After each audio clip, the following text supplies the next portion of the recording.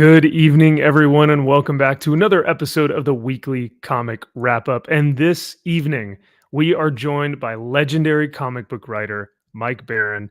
And I can't thank you enough. Thank you so much for being here this weekend. We've got a ton of questions to ask you, and we are just thrilled to have you on. So it's a pleasure. Let's get some applause in here before we start off the evening, because it is truly a pleasure. So. Hell yeah. Yeah, Mike. Let's go. Yeah. Believe me, not a lot of comic book creators will do interviews with us. Why not? I think we're a little bit too critical of the current mainstream. So I think that people tend to want something a little bit more positive or less, critical. They'll call it toxic. But hey, you know what? We don't need to discuss that because we are here with comic book royalty here. So yeah, man, Drew has been diligently crafting away at some incredible questions for us. So I just want to kick it off because I want to be respectful of your time, and I know we've only got an hour with you. So chat, if you guys have any questions as well to ask Mike, right now is a perfect time. You can send in a super chat, ask Mike something if you guys are questioning or have any questions.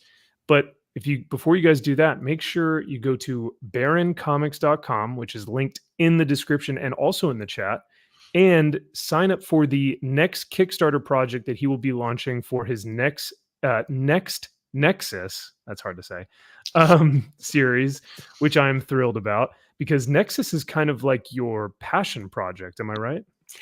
Well, it's the character on which I built my career.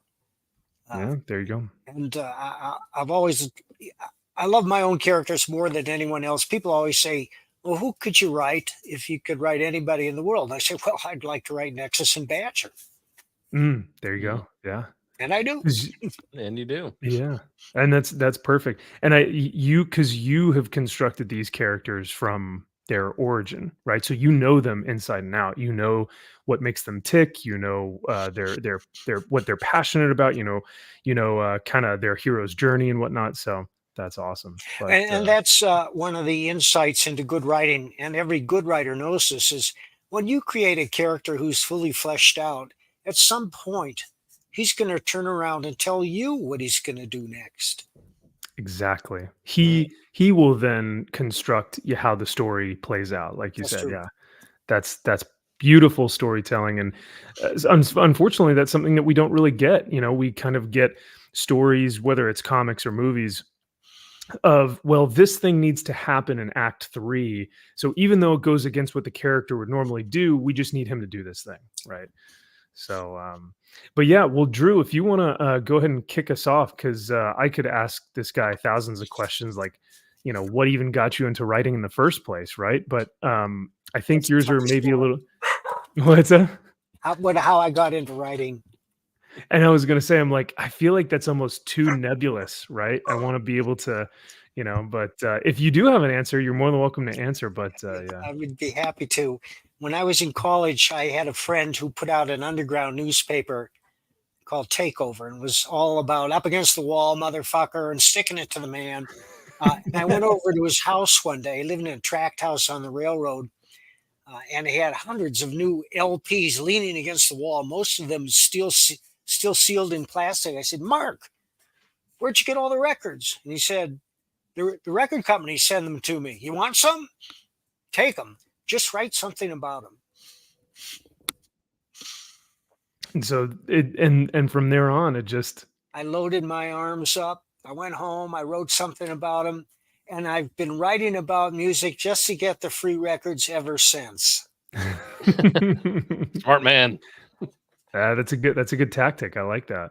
So speaking of music, I think one of our first things we wanted to actually talk to you about was how does that necessarily transfer over from writing and reviewing music into like telling stories for comic books and whatnot? Well, in this sense that a work of fiction is a dynamic narrative with a beginning, a middle, and an end. And that means that things are in flux.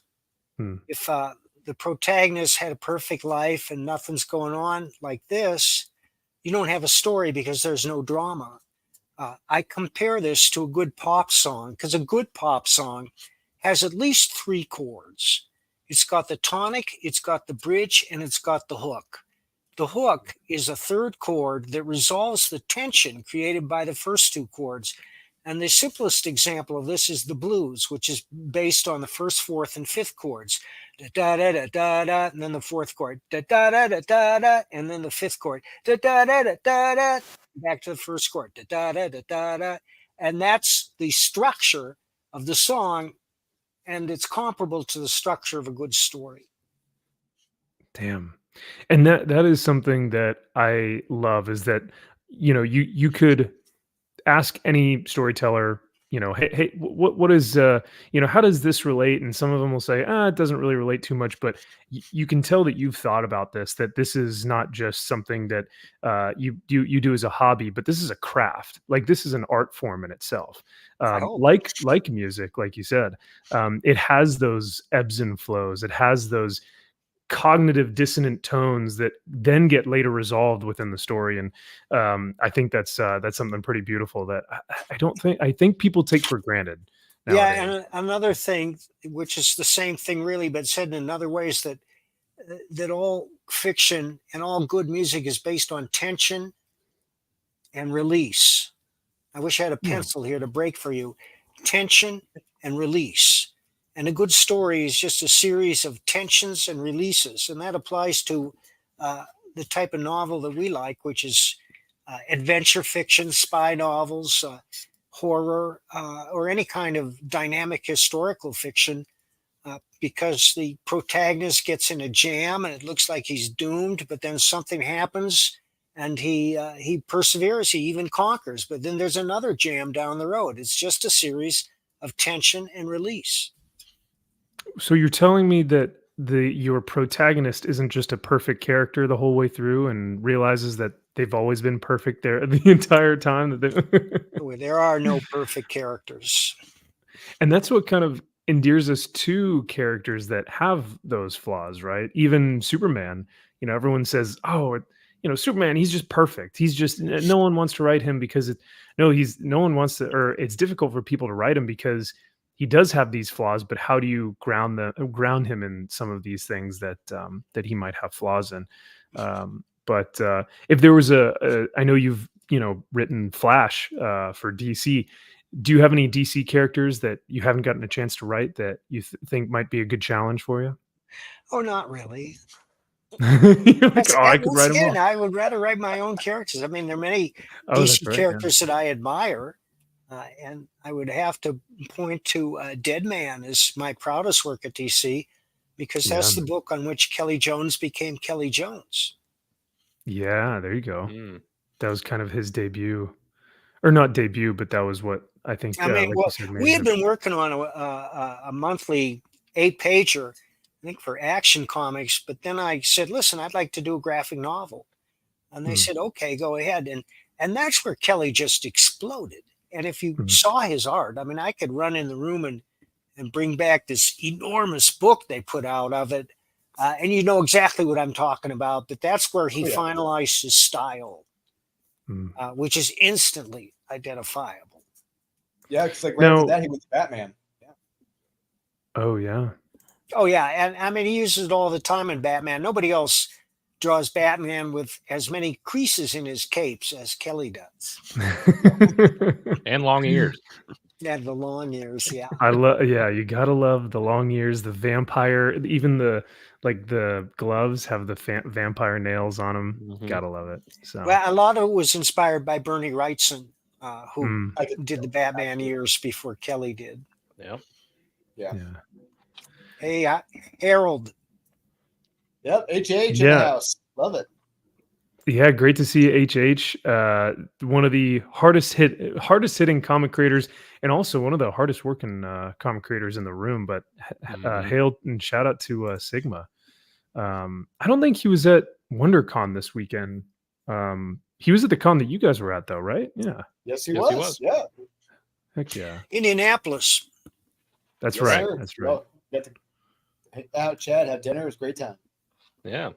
Yeah, tell us a little bit more about that, Drew. So, how did you guys meet up? How did you guys link up? Has Mike heard of Born of Blood before? I think that's something that he's at least been, kind of curious about. But yeah, so how did you guys link up at this past convention? Well, there he was. Daryl brought him by. There you go. We had dinner together twice. Yeah, it was great. Yeah, we went to the one Italian place, Kyle. Arias. Arias, yep. We went, the oldest Italian restaurant in Indy, and then went to Yardbirds after that the next day. But yeah, I had linked up with Mike through Harold, and he had read Born of Blood. He had enjoyed Born of Blood. He liked what I provided, and he had offered to send it on to Mike to see for his notes and see what he thought. I'm like, oh, absolutely. I'd love to hear Mike's feedback. And yeah, Mike was gracious enough to give me a call one day in December and give me his feedback in issue 1. It was one of those calls where it's like I had written that issue like 2 years prior, and I wish he had told me that information 2 years ago when I was still working on it. Like, oh damn! But Yeah. it was great. It was great getting feedback from Mike. I love it. But that's what writing is. It's a long progress, and hopefully we all get better as we do it, and we learn things as we go along. Absolutely. Well said. Now, speaking of your progress and I guess your writing process, what does that look like for you personally? Because I know every writer is going to be a little bit different, but for you, Mike, do you kind of, when you're conjuring something up for Nexus or a character that you have created that you are writing, are you doing this like while you're at the gym? Do you go for a walk and you think about this? Or are you just kind of sitting back and you're just thinking, all right, what, maybe I'll write this, or maybe I'll type this up, or what does that look like for you as a writer? I start making notes in a pad, anything pertaining to the story, from an idea to a character point to names. And the more notes I make, it starts to coalesce until it reaches what I call a critical mass, at which point I can see the story taking shape. And when that happens, I write an outline. And the outline it's not just one paragraph. It might be a whole page. It's usually not more than that. And the purpose of the outline is not only to guide me, but it's to excite the reader. I write the outline with the reader in mind so that I can hand him the outline. And when he's done reading it, he says, holy shit, where do I get the book? Mhm. Mm. That must be a good feeling when you have someone Worse. tell you like, Yeah. "Hey, this is good. This is I gold used to you've just got here." wing it, but I'm now a firm believer in outlines. I like that a lot. Yeah. And I'm sure it probably keeps a lot of your notes straight because, like, if you're thinking about like a character that you wrote a couple months back, and you're like, I forget what was their origin or where did they come from, or you can look back at some of your notes and say, oh, that's right, this is what I had for them. But do you find anything that inspires your creative type of like what gets your creative juices flowing? Like, do you watch a movie? Do you listen to music? What kind of invigorates you Well, to no, I write? don't listen to anything when I write. I concentrate. Uh, and as far as movies go, well, there are many movies I admire, but insofar as inspiration, it's usually just limited to a genre. Hmm. Like I want to write a noir story, a story that has the fatalism of the great noir classics of the 30s, 40s, and 50s, and even 60s. And I did write one. It's called Groovin' High, and it's set in the 60s.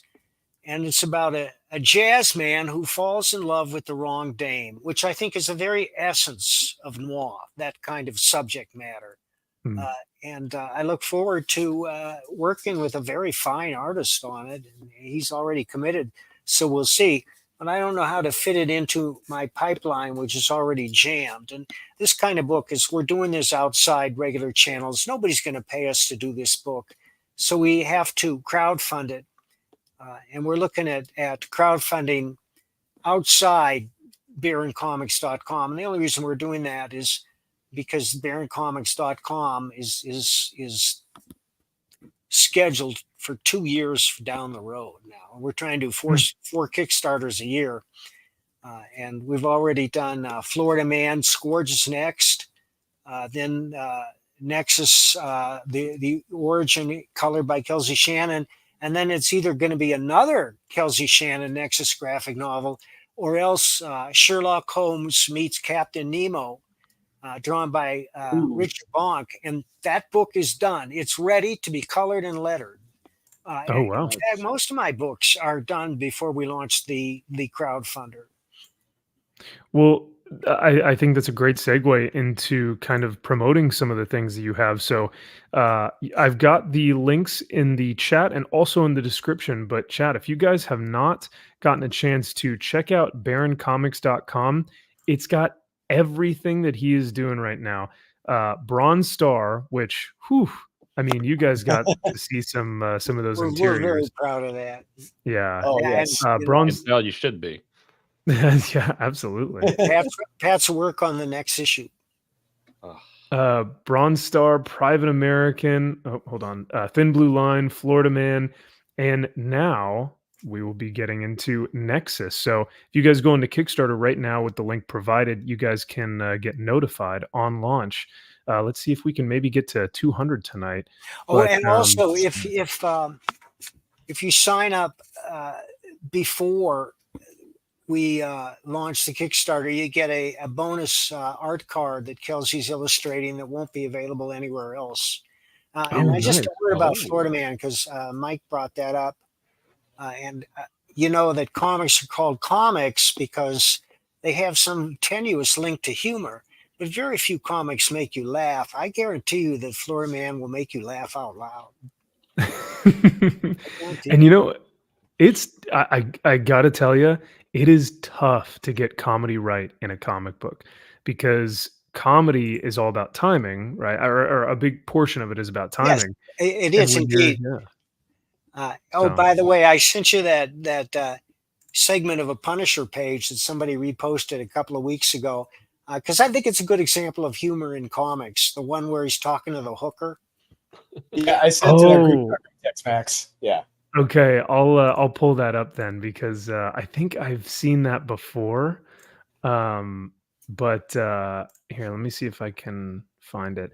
But yeah, while I'm looking for this and while I'm grabbing this, It's on Drew's PM, but I mean, you keep going on Nexus if you like. And you were scrolling down. It's a good example of Kelsey's art. Kelsey's art is just phenomenal. That's yeah, right. it's The beautiful. Kelsey Shannon. Right there. Oh, Yeah, it's gorgeous. oh man. Who's doing your colors, Mike? Kelsey. Oh, he's doing both. Oh, awesome. Everything. Okay. And inking as well? Oh, yeah. Cool. This is, yeah. Now, so kind of within that same vein, let's kind of stay on the Nexus train because I know how much you care about this character and how much you love writing him. But here's the first issue that Right. you had ever published with Capital Comics. But yeah, could Drew, do you want to kind of take one of the questions that we spoke about earlier while I grab that Punisher page or that Punisher thing? Because Yeah. I gotta find it on my desktop. Yeah, absolutely. Yeah. So since high school, I have been a fan of Nexus. My brother Kyle, he knows this as much. But one thing I've always wanted to ask you because I've read them all. I've got all of the omnibuy from Dark Horse Comics. I just have to know where do you get a mind-blowing concept like Nexus from? Because if no one's read this, it will absolutely blow your mind. It's a series you will not expect to happen. It's an intergalactic, more or less, a death sentencer. He's given a vision and he kills them. Intergalactic executioner, but with humor and everything in that too. Humor, romance, action. Where do you get this concept from, Mike? It's mind blowing. Well, the boys at Capitol said they wanted a costume crime fighter. Well, no, they said they wanted a superhero. And my first thought was, well, what can I do to make this guy compelling? And then I thought, well, what if every time he showed up, he killed somebody? And that's dramatic. That's the stuff of life and death. That's why police and detective and medical shows have been so popular over the years. And it's not an original insight that the character deals death. A lot of characters have done that, from Have Gun Will Travel to the Rifleman. But my insight was this: I didn't want him to be unsympathetic, and so out of the blue, I thought, well, what if he was forced to kill these characters by an alien intelligence that was sending him dreams. And this is how it happens. The Nexus dreams of mass murderers, and the dreams are very disturbing. And when he wakes, he understands that he has to track them down and execute them, where the dreams will recur more and more intensely until they drive him mad. And this is caused by an insane alien. And, you know, all aliens, if we ever encounter intelligent life on other planets, they may all very well seem insane to us by dint of the fact that they're alien, and we may never be able to understand their reasoning process. But in this case, it was the Merc, a survivor of an ancient civilization with very few survivors, who decided arbitrarily, possibly because of location, that he would make Horatio Hellpop the conscience of the human race. And he says, well, I'm going to do this. I'm going to make him the conscience of the human race, and that'll be my contribution to civilization. But of course, it caused Horatio no end of grief, and that's how he became Nexus. Horatio Hellpop is one of the greatest names in comic book history. I love that. I like it too. Oh yeah, go ahead, Drew. No, go for it.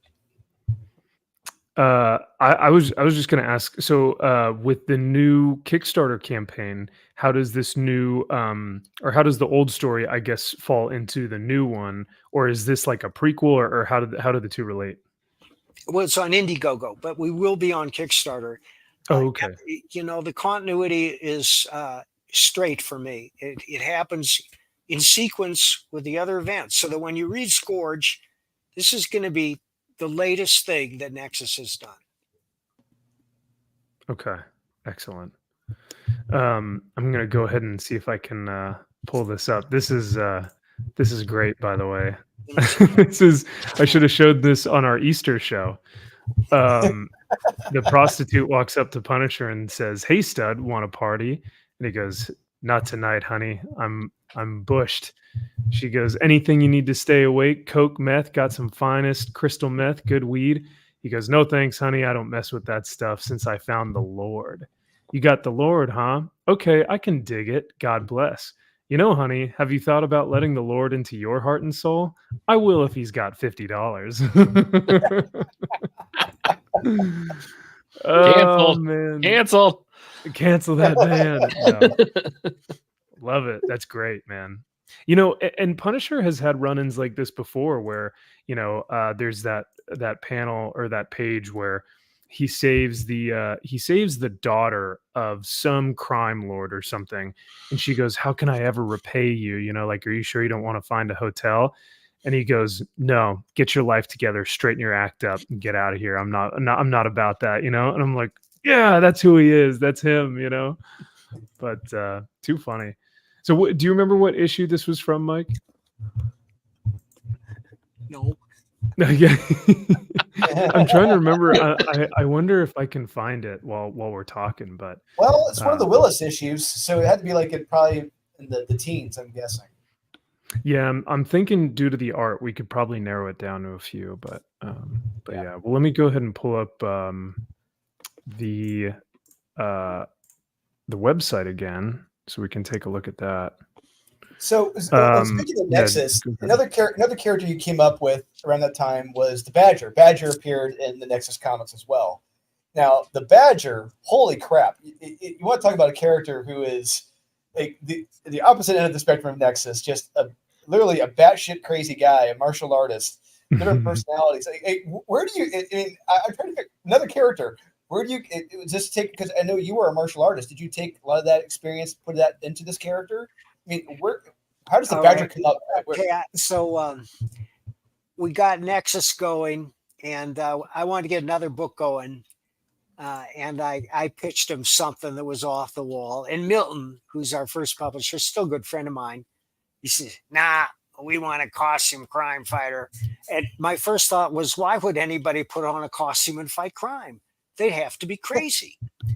And at the time, I was reading The Minds of Billy Milligan by Daniel Flowers. It was one of the first serious studies of multiple personality disorder. And that struck me as a good foundation upon which to build the character. And also, I was living in Madison at the time, and if you walk down State Street toward the university, it's Badger Liquors, Badger Lounge, Badger Posters, Badger this, Badger that, and the Badger. The There you go.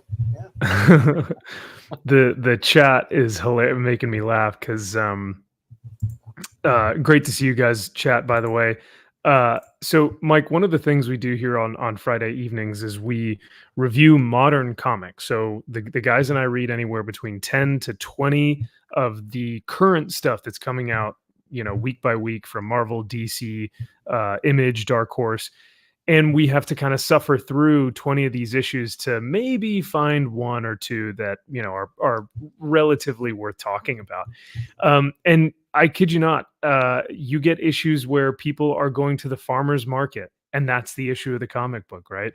There's no protagonist, antagonist. There's no, threat. There's no nothing. There's no what? Tension.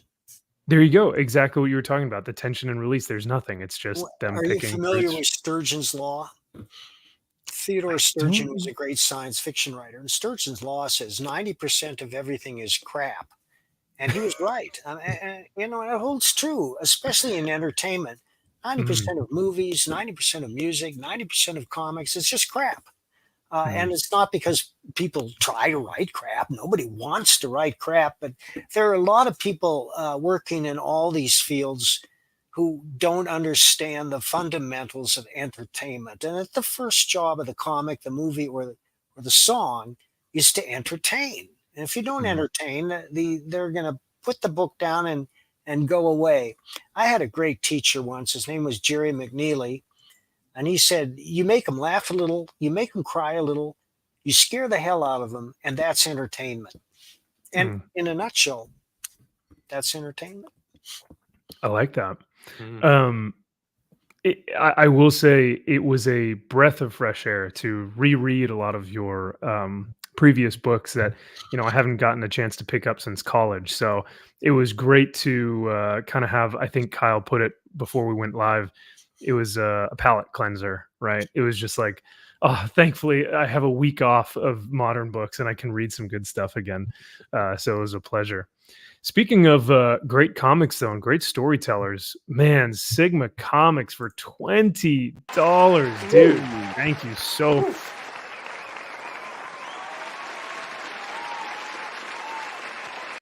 Very gracious of you, sir. He says, greetings to all. He isn't just a great writer. He's a wonderful teacher, friend, and mentor. Mike Barron's rules for comics. Number 1, entertain.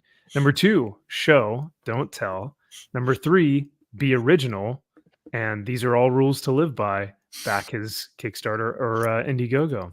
Amen to that. Excellent student. Amen. There you go. Yeah. You to be a good student, I feel like you really do have to listen to your mentor, your coach, your teacher. And it sounds like he's really taking a lot from what you've poured into him, Mike. So that's amazing. But are these your rules for entertaining? These are my rules. I formulated them for myself, and I'm happy to share them with anyone. Some other writers might have different rules. Mm-hmm. Well, I like these ones. I think they are. I think it's simple. It's straight to the point, and I think it's something that can be universal. Whether it's comics, movies, music, entertain, show, don't tell, and be original. So I love that a lot. So Sigma, dude, thank you so much once again for the 20. Really, really gracious of you. And I hope to see you either when's the next convention that we may get to see HH? I'm thinking Dallas. So hopefully we get to see you there, brother. But it is always a pleasure to have you in here. And chat, if you guys haven't already, go check out Sigma Comics. Check out Here Comes Calico. It is the Punisher of, what would you call it? Animal rights? Yeah, of animals. So if you guys love cats and dogs, which, I mean, these two hate cats and want to see all of them die. So they don't really count. Fingers crossed. you know, for all of the people in chat and for all of you lurkers who have souls and love animals, Here Comes Calico is a fantastic character. So, even though, I mean, I was watching your live stream the other night, Drew, and you did put Calico, or not Calico, Feral is your Feral, number 3 or 2, right? It was up there. for number 2, yeah. Trish Forstner did a good job of getting me to actually be sympathetic and care for these cats who are on the run from this rabid new form of rabies. Yeah. It was a number 2, all right. Oh man. So let's see. What was another thing we wanted to touch on? Did we want to talk a little bit about Bronze Star? These guys had the pleasure, Kyle and Drew had the pleasure of actually seeing the artistry and the pencils and inks of Bronze Star issue number 2, I believe. What made you go with this artist for your Bronze Star series? And was this something that you've done before? Have you ever touched anything like this in type of the in the Western setting?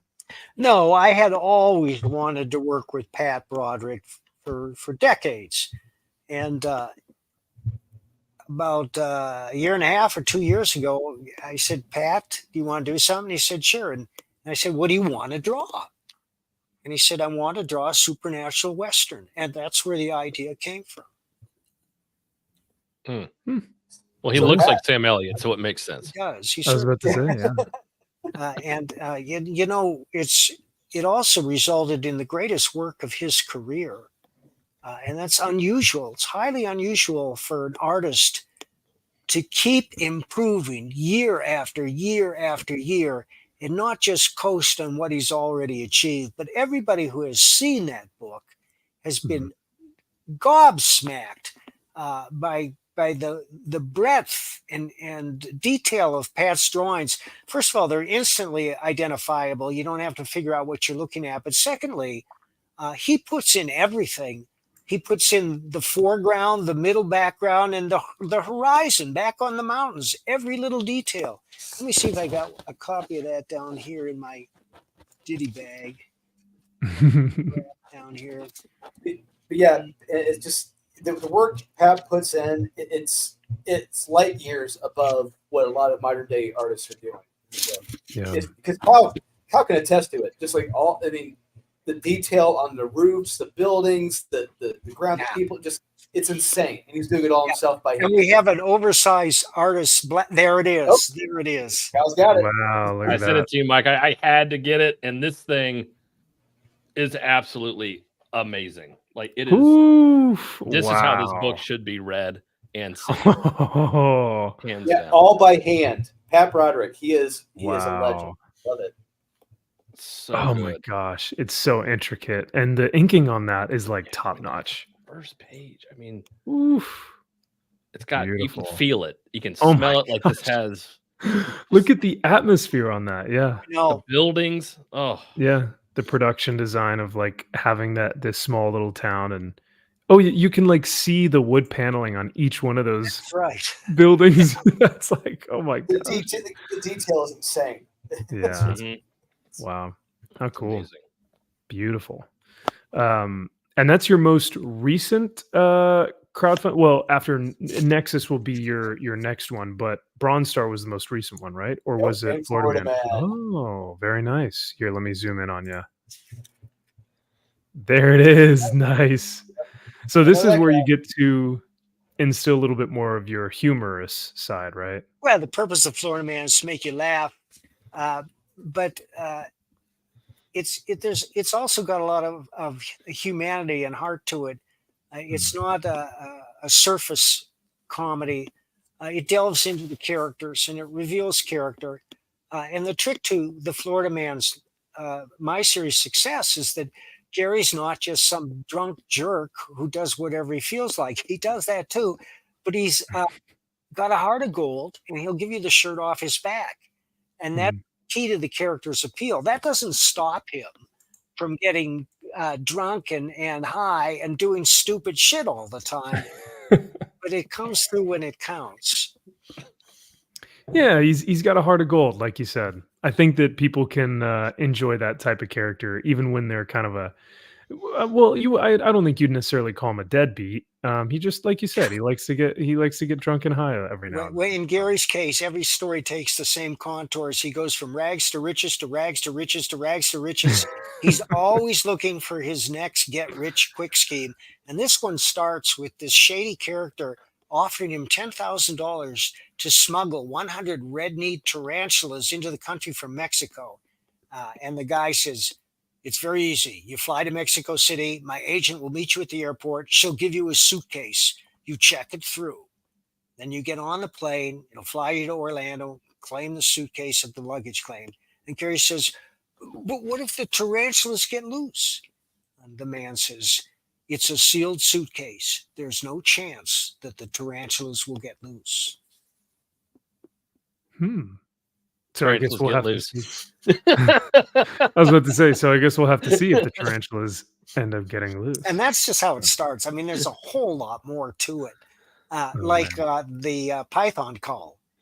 Every year, the state of Florida has a weekly Python call, and they offer prizes for the largest python. The reason is that pythons are an invasive species, probably the most dangerous invasive species that Florida has, in that they wipe out wildlife, the native wildlife. They just kill everything that moves.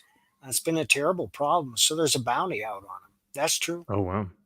It almost kind of sounds like the boars, the wild boars out in Texas, that just absolutely like ruin a lot of the crops and a lot of the farmland and even the ranches that a lot of these guys have out there. So I've heard that too, where they'll just do hog heaven, where they just go out in the middle of the It's night and called just hoggers. take out. I've watched it several times, and every show is the same, just like Swamp People. Every show in Swamp People is the same. Well, there's a big gator up by Eve's Bayou. We got to go get that sucker. So they go up there, and they hang a rotten chicken from a hook, and the gator grabs it, and then they reel it into the boat, and the guy says, get him, get him. And the guy with the gun, they always show him pointing the rifle, but they never show him shooting the gator because there's some obscure law that you can't show animal cruelty on TV. So they cut away when he shoots the gator, and then they haul the dead gator into the boat. Well, good thing for comics, we get to see all of that, but in terms of We're in not terms afraid of we to get show Gary shooting the gator and Gary shooting the giant hog. correct, and even more so, we get to see one of the most notorious characters that you may have worked on, shooting drug dealers with a bazooka in the first issue. That's the cover. It had nothing to do with the story. It's ridiculous. But I mean, it's great. No, I don't think you give yourself enough credit. I actually really liked it because you gave a reason why he uses the bazooka. You said the drug warehouse that was where they were selling and manufacturing a lot of these drugs was immune to small arms fire, that they had bulletproofed the entire building. So he goes, well, to solve this problem, I'm not going to use small arms fire. So I would have to take a look at that again. I have not read it in many years. I've got a video of me going through it, so we'll take a look at it. But so while I kind of have some of this playing, this is my own personal collection of your legacy here, right? I mean, this is something that I think people would just be absolutely honored to read, and I hope that you are also you recognize how much of an impact you've made on our lives and on the fans' lives with Thank you. these That's an stories that you've made. unexpected bonus. But really, my main goal is to entertain, and if I'm entertaining, then I'm happy.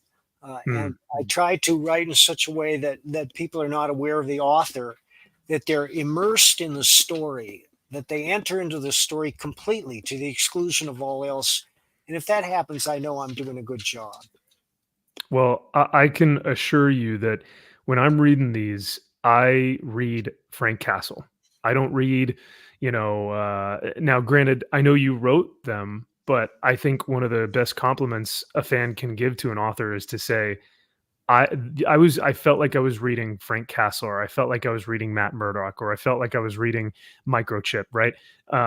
Even though you wrote the plot and the story and whatnot, but so I really was immersed in these, and this just shows your true storytelling ability. And we will get into later a little bit of I guess one of the stories that we kind of mentioned before the show, which was Holy War, or like duly named, I think it's called Confession. And but yeah, I mean, when people think about, and this is one of the things that Drew had said. Drew writes, you, Steve Grant, Chuck Dixon, Garth Ennis are pretty much the Mount Rushmore of Punisher writers. And what and what were some of your favorite stories that you got to do on the Punisher as well? Who were some of your messaging as number one priority favorite artists to work with? Oh, okay. Yeah. Yeah, I messed it. Yeah, So, Sorry, I'm reading the my prompt here. So, okay. but yeah, what were some of your favorite stories, and what were some of the artists that you worked with that Oh, you well, enjoyed Wills, working of course, with? Hmm. Bill Reinhold, Dave Ross, a guy named Spider, whose real name is Neil Hansen. Those are all favorite artists of mine. But I would say probably, yeah, it's hard to choose one, but I love working with Bill Reinhold, and I would be happy to do it again. That's awesome. Okay. I also noticed, and HH brings up a good point. You guys created Microchip. What was the decision there? Did you and Klaus kind of come together with that decision? Oh, I write the story and send it to Klaus. And the reason Microchip came about was because I realized that Punisher, although he was a loner, could not do everything himself. He needed, at the very least, tech support. And so Microchip was born. Well, I think not a lot of people give Frank That's a lot Neil of credit. Hansen right there, the Oh, is it? flag issue. Oh, okay. Here, let me kind of pull this up then. Yeah, it's a beautiful, beautiful book. And I think this was right before they did the Euro hit series with Dan Abnett, who came on board. But I was gonna say, I was gonna, yeah, it was because you were talking about Microchip and you were talking about the tech that Punisher has to have. Well, I realized that there are a lot of people online who feel like Punisher is kind of just this psychopathic, insane, like nut job who just has like no agency, and he's just running around the street just blasting people and just has no care about anything. But in a lot of your books, I see this very well thought out individual who is discerning. He's almost like a detective. Like in that first issue, there's a lot of detective work that he and Microchip do. He has his war journal that he speaks into. There's a lot of stuff that I feel like Punisher is actually a very intelligent character, and I feel like yes, that's he something is. you write about. But the first thing is when I agreed to do the comic was to approach it as a straight crime story. So there were no flying saucers or time traveler or crossovers with Conan the Barbarian. There were a few appearances with Doc Doom and the Kingpin because they are natural antagonists for the Punisher. But to me, the Punisher was a guilt-ridden Catholic. And that's why I did that Holy Terror issue where he goes to confession. But also, he was a man with a purpose. He was a classic vigilante in the American sense. The West was settled by vigilantes. Wyatt Earp was a vigilante. Kit Carson was a vigilante. And it was necessary because there was no law and order in the West when civilization spread out that way. It wasn't civilization per se. Civilization didn't come until years later. But the pioneers who went out there, they were a law unto themselves, and they were either good men or they were bad men. And it was the good men who took it upon themselves to police the territory. And today we see the complete breakdown of law and order in the United States. And so we have vigilantes stepping up again, like Daniel Pearl, the veteran who took down a crazy lunatic on a subway who was threatening everybody. And now he's being tried for murder by the evil district attorney of the city of New York. But Dirty Harry, Paul Kersey, that's Charles Bronson in Death Wish. The reason Mm. these characters have enduring appeal is because there's a need for them. Yeah. And the need now is greater than ever. You've all heard of Curtis Sliwa, who created the Guardian Angels in New York for the very same purpose. And Curtis created them 30 years ago because people were being terrorized on the subways. And it's 1,000 times worse now. 1,000 times worse. People are afraid to ride the subways. They're afraid to go downtown in most large urban centers. They've been taken over by thugs and hoodlums and criminals that are just pouring across the southern border, which, by the way, that's why I wrote Private American, because the issue demanded the Punisher, but I don't have the Punisher. And besides that, Marvel fumbled the Punisher. They dragged him through the mud and they humiliated him. So the purpose of Private American is to show people what the Punisher should be. And I really like that sentiment that you are creating a character that you believe carries the same weight as the Punisher, but now you can write him as yours, right? You know, he has maybe some of the same characteristics, but and you're right though. I mean, Daniel Penny or Perry, Pearl. Pearl, he did something. He stood up against against someone who was crazed and I think was on drugs and was trying to harm people. And then you had this article that recently came out, and it's like women are being punched on the streets of New York City just randomly, right? Where are all the good men that are going to protect these women? Where have they gone? And people are looking around going, "You're They're in imprisoning." jail. Guys, you I were- made a mistake. It is Daniel Penny. It is Oh, Daniel it is Penny. Okay, all right. And yeah, like we're seeing it in real time. Like you can't even make it up. It's you have these individuals who are committing crimes and getting put out on bail the next day, and then you have men who are actively trying to protect people from criminals and thugs, and those are the ones who are actually being persecuted and That's right. prosecuted and being put to jail. So it's a really sad state of affairs, and pretty soon we are going to have to police a lot of these individuals who are committing these crimes because the actual police are not doing anything about it, unfortunately. Well, because many police officers would like to do something about it, but the city has made the atmosphere for them so hostile that they're Yeah. afraid to do anything, and many of them have quit the force, and rightfully so. And Yeah. that doesn't mean they're not bad. There are no bad cops. That was We all know me. there are Yeah. bad cops, and we see them every day, often doing, especially in Washington, D.C. And that's Yeah. because we know what goes on in Washington. But in cities like Portland and Seattle and Los Angeles and Chicago and Baltimore and Philadelphia, the police are at half staff. Half the force has quit in disgust, and the other half is terrified to act because if they do, they know that they'll be held accountable for fictitious crimes while Mhm. trying to protect innocent people. So you can't blame them. Oh, I don't blame him at all, and I think that Kyle has had some real world experience. I mean, I couldn't imagine someone screaming in my face, "Defund the police," while I'm, in the service, because then I just say, "Okay, then I'm going to leave." Right? If That's that's why I wrote Thin Blue Yeah. Line. That was Mm. inspired by the riots of 2020 and politicians calling for defunding the police. Politicians who had taken an oath of office to uphold the Constitution and Bill of Rights. These politicians, 90% of them have never read the Constitution or the Bill of Rights. Mm.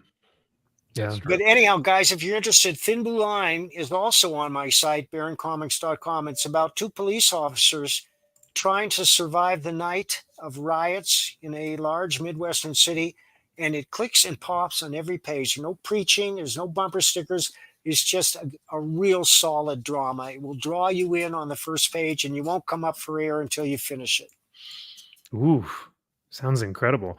I'm going to go back to your main website so we can pull it up for you so that we can show what that looks like. So here's Thin Blue Line that you were talking about, and you guys can go on this website right now and purchase some of these. So some of them are on a sale.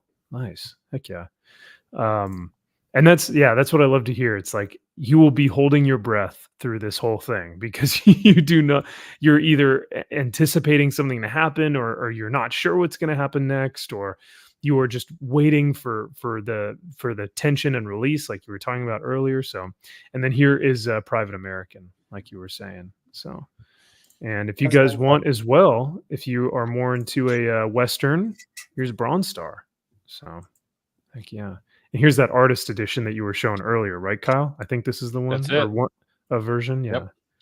So Great shipping, by the way, Mike. Also, I do want to say packaging, shipping, very efficient. Thank you. Yes. That's all due to Chris Brawley, and I wouldn't get anything done without Chris. Yeah, He Mm, runs top my notch. campaigns, puts everything together. heck yeah. So here's that first issue I was talking about. And like I said, Mike, I got to tell you, we're maybe not even 5 pages in. I think that is page 5. I think this is 3 or 4.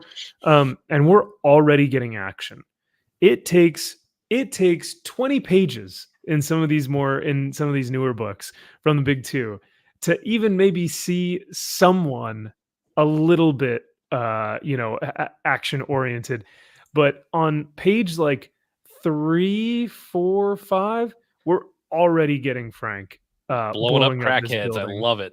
Blow up those fucking Well, that's crackheads. because it rises organically out of the story. When I think a story through, that's the trick is to let these events, whatever it is, humor, pathos, action, rise organically out of the story so that it feels right. Hmm. And that's a trick you just learn with practice and writing.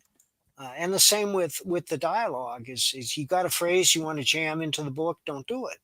But you will come to a point in the story when you say, this is the perfect thing for my character to say, and that's when you use it, but it has to come naturally. Well, I can't tell you how natural this book read. I mean, I would actually say that's a perfect word for how the dialogue reads in this book. It reads extremely smoothly, very natural.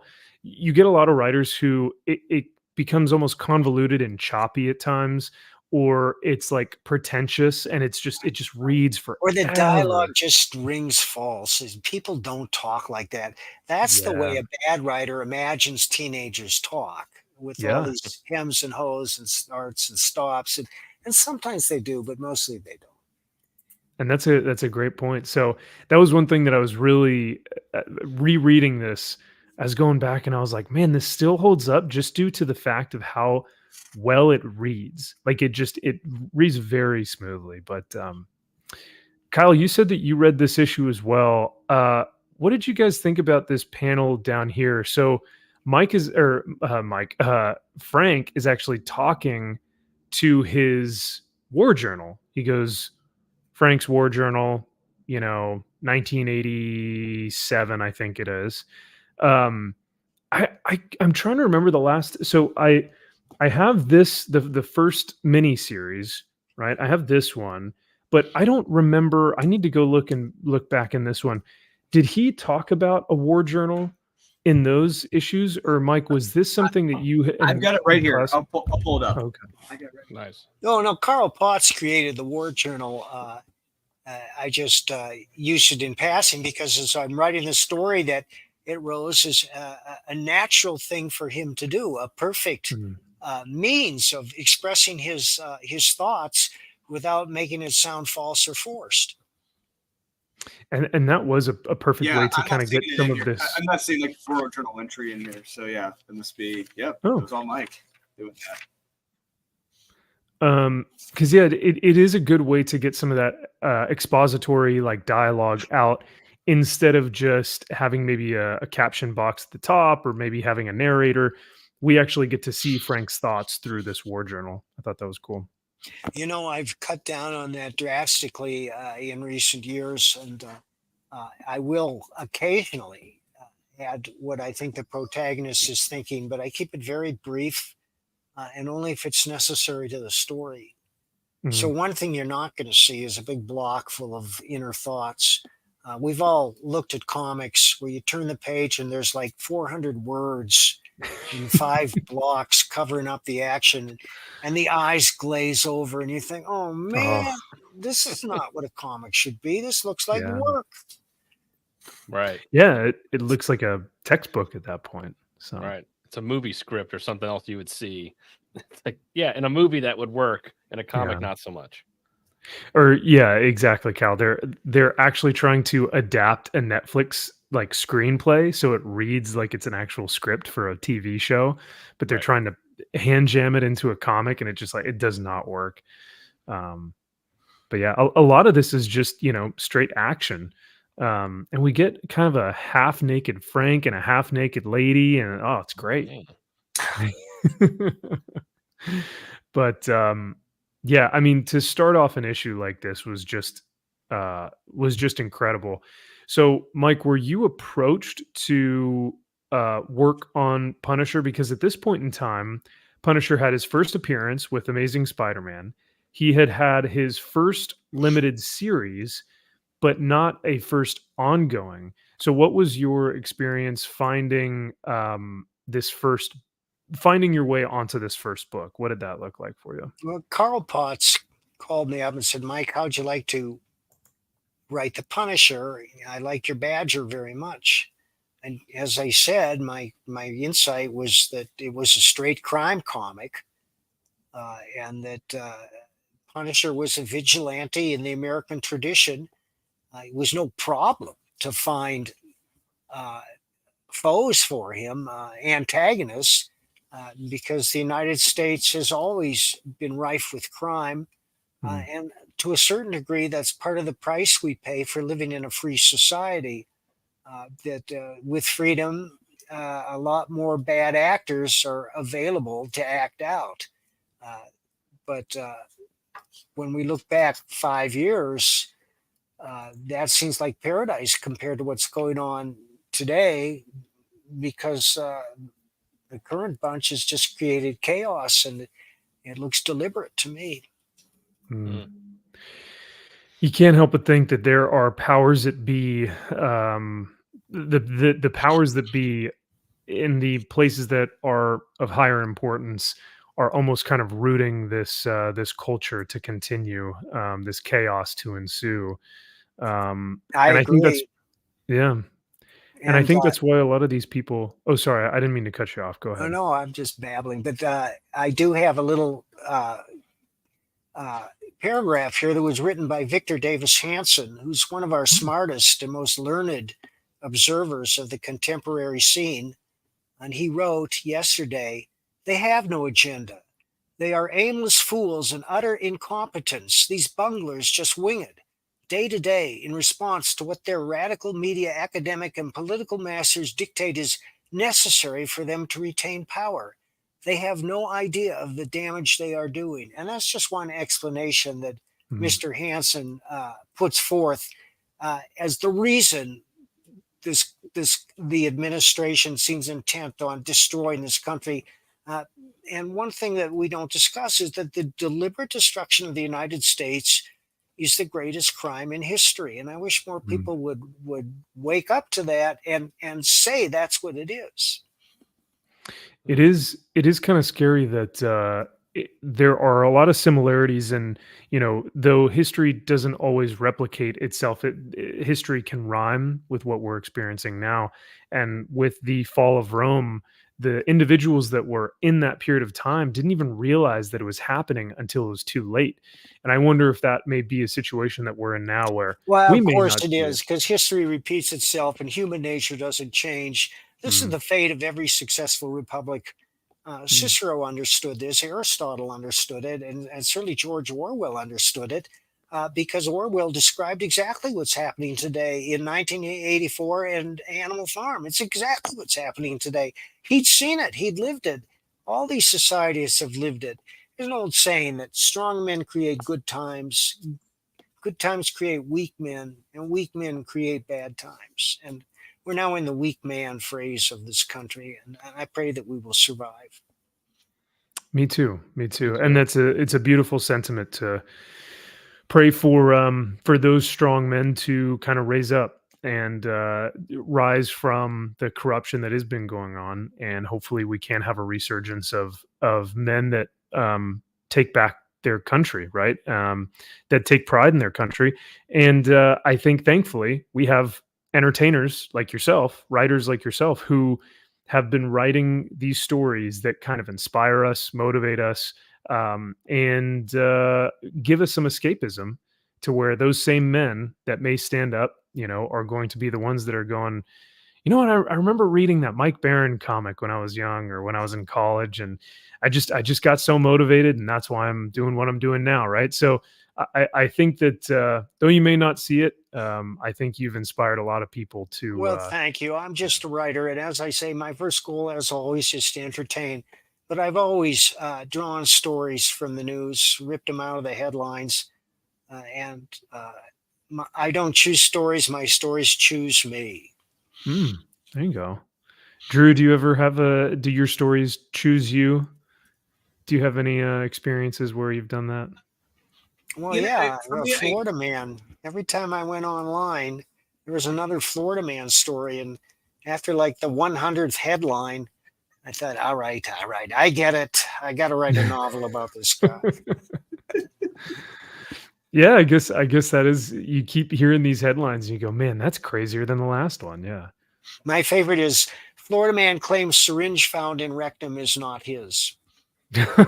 Oh my gosh. I came across that a few times. Oh, that's a bad night. Yeah. Ugh. Yeah. Well, before we have you go, because I want to respect your time. This was one of the Punisher books that you recommended that we Yes. check out, and one of your favorites that you've written. Like I said, unfortunately, these are fairly hard to find, and so I this is one I don't have in my collection, but I need to get now, because I got to tell you, this was a beautiful story. I really enjoyed rental. this. Yeah, the Yeah, rental and the art. art is gorgeous. But Frank essentially goes to confession, and he is told by the priest that he gets intel that there's an individual who is committing these crimes against women that are horrific acts of violence, decapitations, dismemberments, all this stuff, right? And so Frank and Microchip set it upon themselves to take out this guy now that they've gotten intel from the priest. You get instances of the bodies being found, and more information is coming out as the comic goes on. Frank is interrogating detectives to try and find more leads, to try and get more information. But Mike, my question to you is, we kind of get this final battle between Frank and the murderer, the killer who's been doing all of this, to put together a wax figure of all of the women who he has just hacked to pieces to make his most perfect design, his most perfect museum piece. But at the very end here, Frank goes back to church after he has killed the murderer. He goes back to church, and the nun there says, "Oh, the father, the priest that was there, he hasn't been here. He left, and he isn't at the church anymore. But the wax figure that was donated here is still here, of Jesus, the wax figure." You don't have to answer, but I'm wondering, was the priest the one who is actually killing the women? I don't know. I was like, now I'm curious, but No, no. Okay. All right. I thought maybe that there was, like, he was dual, trying to do two things at once. But all that being said, this was a really well told story. I don't Thank know if Drew and Kyle, I don't know if you guys got a chance to read this, but this was a pleasure to go back and read. No, but I want and to. good, like, just one shot, right? Like, it doesn't need to yeah, have these. I'm a firm believer in one and done type stories. I always, even Yeah. when I do a serial, I think that every story has to satisfy in and of itself. Mm, I can see that for sure. Yeah. Well, that was that was the I think the the story was called. You guys called it That's right. Confession, and Or, then or on Holy the War. or Holy War, yeah, on this Punisher. This is issue number 30. So, chat, if you guys can find this, let me know because it's a really, really great book, and this is one I definitely need to add to my collection as well. But before we let you go, Drew, Kyle, do you guys have anything else? Any last kind of final questions before we let the man of the hour, I rest got for one the last evening? one. Yeah. So, of all the comics you've done, all the notorious books you've done in the history, the one I'm most curious about, Godzilla versus Charles Barkley. How did that come about? Mike Richardson said, well, we have the rights to do a Barkley versus Godzilla comic. I said, Mike, can I write it? And he said, sure. And that's how it came about. Did you talk Wow. to Charles Barkley? No, I would love to talk to him, but I was Oh. unable to. I did talk to Mr. T extensively before I wrote his book, and I talked to Gene Simmons before I wrote Kiss. That's awesome. There it Yeah, is, Dave Dorman. Chat, before you think that we're kidding, before you're like, what? Are you making something up? This exists. This is real. Yeah. And it's great. What Yeah. an incredible book. Ooh, he's the round Just mound. when you thought that they couldn't come up with they're like, oh, we're definitely out of ideas. Nope. But, Kyle, you gotten anything else for Mike? No, I just want to say I did pick up the Nexus the original trade here because I Ooh. haven't read it, and I just have to say, holy Santa Claus shit, this thing is wild. Like, it is not what you expect. It is not what I expected. I expected just a fun, like, sci-fi fantasy, like, oh, let's just open this up, crack it open, let's just have some fun. And I'm like intensely like looking over my desk. I'm like, what the fuck is going on here? Like, I mean, I'm like, whoa. Okay, I gotta study this thing. Like, it's deep. Like, it is It's much deep. deeper Thank you, than Kyle. I thought. And we'll be offering that in full color later this year. Oh, Oh, I'm there. Are you guys going to crowdfund that one as well? Yep. Or Yep. Okay, excellent. Well, we will be Nice. there. All right. It's Yeah, so I'll be good. And then Mike, is there anything that you are currently reading? Anything that you're currently reading or watching that you'd like to share? And then any books that you'd recommend us read? Oh, you mean comics? Either books or comics, like either Well, in novels comics, or comics. Calico by yeah. Hero, but you're already aware of that. I would say Michael Bancroft's The Lucent Yeah, is that's a good one. is unique and thoughtful and commands your attention. And it's got a lot of action, but it's got a lot of mystery too. There's a lot of depth to it. There's also a new book by the Philbach brothers called Boogle Boggle, and it's about the Illuminati transport company, and it's kind of indescribable. But the Philbach brothers are unbelievably great artists. This is our first; it's the first graphic novel, and it's a book you will not be able to read in one sitting. And there's not a bit of it that drags. It's just so detailed and fascinating. And the Philbachs will sometimes do 12 or 14 panels a page, and then they'll open it all up to a single image on a page. And they're such masters of art that you marvel at the perspective and the detail. And yet there's a simplicity to their art that you admire as well too. What else? And that one's called Boogle Boggle. Yeah, hang on one second. He's like, Hey, I "Okay, got let a me go." 10-month-old. I can't be sitting here reading all this shit at once. All right? Take it easy. Take it easy. I love that his banner has all of his books behind him. I mean, that's what he brings to the conventions. Yeah. yeah. I wish we had more times. I would love to have asked him at the Flash. Love to have him at Star Oh, I know. Wars. Right. I'm glad Yeah. I picked it up because it's Google Gobble. Oh, Google Gobble. There Close. you go. Yeah, Google close. Wow, look at that cover too. I want to All read right. that, dude. That looks Trippy. awesome. Whew. Ooh, now Nice. wait, I mean, I want to show you what else. Look at this. Whoa. Oh my gosh, yeah. Wow, the detail in that. Wow. Mm, I like that a lot of these books are going with the black and white. I love it. Oh, that looks incredible. How cool. All right, that's it. What an incredible concept. Well, thank you so much for sharing that with My us. pleasure, guys. Yeah, Mike, it was a pleasure having you on. Thank you, truly, from us to you. This has been an amazing evening. For hanging out with us, because he's truly, as Drew would say, he is part of the Mount Rushmore for comic book creators, and we're thankful that with everything happening in the world today within the comic book industry, we are thankful that you are doing your own thing and you're still producing comics, you're still going to conventions, you're still doing your thing, and no one has tried to, Throw me out yet.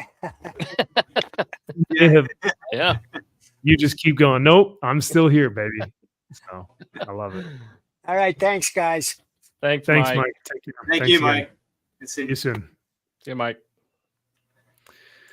How cool. What a legend. Dude, absolute legend. Mhm. He's super humble, and he's just, it's funny because like you would probably see him at a convention and you would never know how much of an impact this man has made on just the comic industry, on like his legacy that he's created, and the people that he's probably helped create their comics, and like his three rules. What was it? Entertain, Mhm. show, don't tell, and there was another one. But yeah, just stuff like that where it's like, dude, he's got so much knowledge and he's got so much history that Yeah. it I held my was, tongue. I held my tongue. I wanted to say, can you please put those three things into Eric July's mind so he knows how to write a fucking comic book?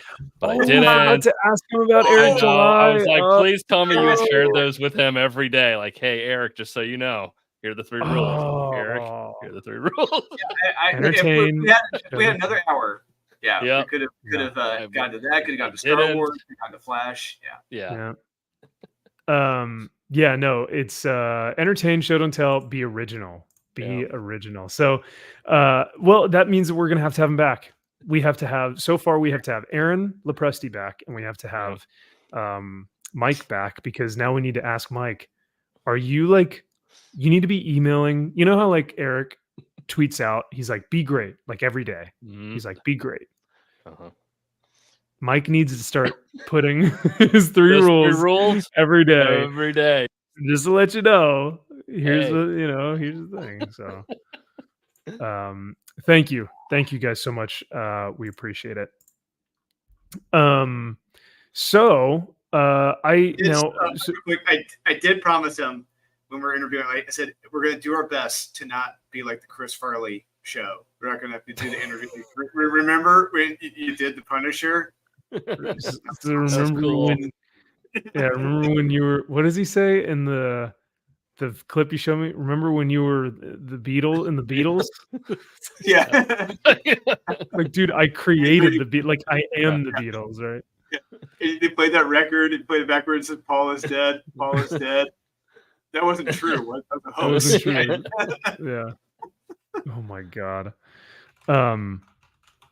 Well, and that is what, and like we joke and we make fun of that whole thing, but at the same time, like, it really is true, because I cannot tell you guys, and I don't mean to bash these, like, maybe young creators, but a lot of them are like middle-aged men that just cannot hold their shit together when they're interviewing someone.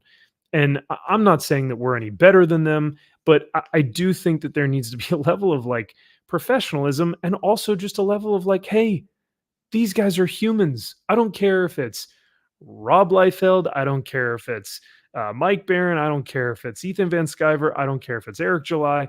If we got any of these people on, it should never have to be Oh my god, I'm so nervous. I Oh, can't thank you believe so you. much. I just want to talk about Oh, how thank you. amazing you are. Can you say how amazing you are real quick? Yeah, because it's just like, well, what is anyone getting out of that Yeah. conversation? What is Like, that this guy's doing? been jacked off his entire life. Do you think it's like, well, he might need another rub and tug? I don't know, but it's like, okay, you've been around enough now where it's like, oh, okay, yeah, I know, I'm great. Thank you. Mhm. Yeah. And I'm sure these creators actually appreciate it too, though, when something like that, like when they get uh, a question, or when they get like a conversation that really stimulates them, and they're like, "Whoa, I've never thought about that before," or like, "Oh my gosh, yeah, I'd love to answer that question," right? Mhm. Because then they really get to express something that they maybe have not talked about before or whatnot. So I don't know. We got I'm that from very honored to have Mark them, but Wade. When Yeah. Cal and I interviewed Mark Wade, we got that. He's like, "Oh, that's a good question." We got him a couple times. Like, he hadn't expected that. So Yeah, that's oh, a guy who's nice. been asked probably 10 million questions, probably all about Kingdom Come, but still. Yeah. remember when you did Kingdom Come? And that I had was to do that at the very end. I was like, all right, I have to bring up Kingdom Come. It's my Of fucking course. it's one of the all-time greatest comics, and one of probably my favorite of all time. But And I waited till the yeah, end. right. And that's the thing. It's kind of like, it's like, dude, okay, everyone has seen this Punisher comic. Everyone, right? Yeah. Like, this is the number one issue of the Punisher that started a legacy of his ongoing series. If we don't mention it, it's kind of like, how could we not? Right? Right. Like, I have to talk about it. So. Right. it's like interviewing Adam West. You don't talk about Batman. Yeah, he would Well, be. I mean, It's like he's waiting for it, and it never pops up, and he's just like, "Oh, okay." I thought he's you like, were going to talk about that. I was Batman, right? Yeah. Really, It's like, you were? Well, what? Shit. I'm glad I threw Mike off with the Godzilla versus Charles Barkley, so he didn't. See Yeah, that no, coming. that was good. And yeah, because that was the other thing I'd love to ask him about is like Badger is one I'd like to talk to him about. Deadman, Flash, and then Rippa stuff. So those Yeah. are all stuff we didn't. Well, all I things could we go didn't- in on a whole fucking hour and a half or 2 hours on Nexus by itself. Whew, I mean, that right? thing Oh, blew yeah. my goddamn mind. I mean, it's like up there with like some Alan Moore shit. I'm like, this is Mm. way more in depth than I ever thought it was going to be. Right? Yeah. And you I'm get like, Steve I Root. really- You get Steve Root interiors. Yeah. Yeah. I'm Mm. like, I really got to get into this. So, And that, I think I mentioned it earlier. It is one of those funny things. It's like you see him at a convention and you go, yeah, he looks like maybe a comic creator. Maybe he does drawings, or, oh, he writes. Okay, cool. But then you like read his stuff and you're like, oh my gosh, wow, this guy has really thought about these characters, or he understands the craft of writing. And you're just like blown away. So, yeah. I mean, and I wanted to get in. I really wanted to get in now, like looking back at his work, because it's been so long since he's actually seen his Punisher stuff. And I'm like, do you feel like you still have your fastball? Like, do you feel like you can still write like early 80s Mike Bear? Like, do you think you still have it? And then I think part of that is still kind of like, no, I still do kind of have it. Like, you still want to be that pitcher up on the mound that's like, no, I can still fucking throw some heat. And Or- I want to get into that with him also. Of course, and even more so, like, well, for artists, I think it's difficult. Look at JRJR, right? We're reading JR, or we're seeing JRJR diminish drastically in his art. And it's just a fact, unfortunately. Whereas, like, I remember reading a lot of his stuff from earlier on the '80s, and it's gorgeous, it's beautiful. I love his stuff in that era. So artists tend to maybe have a drop off. But Mike was actually saying that he feels like his body of work from the past 15 years is actually, that was something that he said specifically he's really proud of because of the things that he's learned along the way.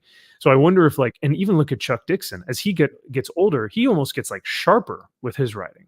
So I wonder if it's the opposite with writers and illustrators, where you can like hone your craft a little bit more because you've had more experience, more time in the world. Whereas like writers, after a while, man, your hand has just got to be like, fuck me, like I cannot draw anymore. Or it's a character I've drawn literally a million times that I could do in my sleep, and why do I give a shit? Yeah, Mark Like Jim Bagley, Wayne? when we saw him at the convention, how many sketches was like he was busting out of just Spider-Man? Yeah, just it in the was same Spider-Man, pose. Carnage, Venom. It was the same exact. I guarantee you, I could put a blindfold on him, and he could literally still do it, and it would look perfect. Like he's done I it believe so it. many times. Yeah. Well, speaking of creators, unavailable is what we like to say. We're still trying to get him on here. I'm still trying to reach Yeah. him. We're gonna reach him anyway. Yeah, Yeah, this is what's so cool. He's a man of many interests. Yeah, he's a Renaissance man, if you will. Wrote a book about jazz, rock, fusion. That's so cool. I love that. Yeah, and I didn't get a chance to ask it but he told me a story when he was hanging out with Freddie Mercury. So I wish I got to go into more detail about that. But That's we'll right. that next time. Yeah. I can see. I think a lot of guys have these dual hobbies or dual passions where it's like, look at Daniel Warren Johnson. He plays guitar beautifully. He's actually in a band. Like he posted a video of his band playing a song not too long ago.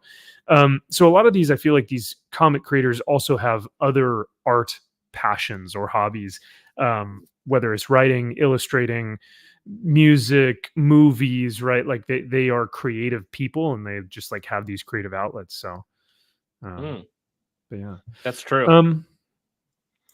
I was going to, so this was not scheduled or planned, but I do want to mention it.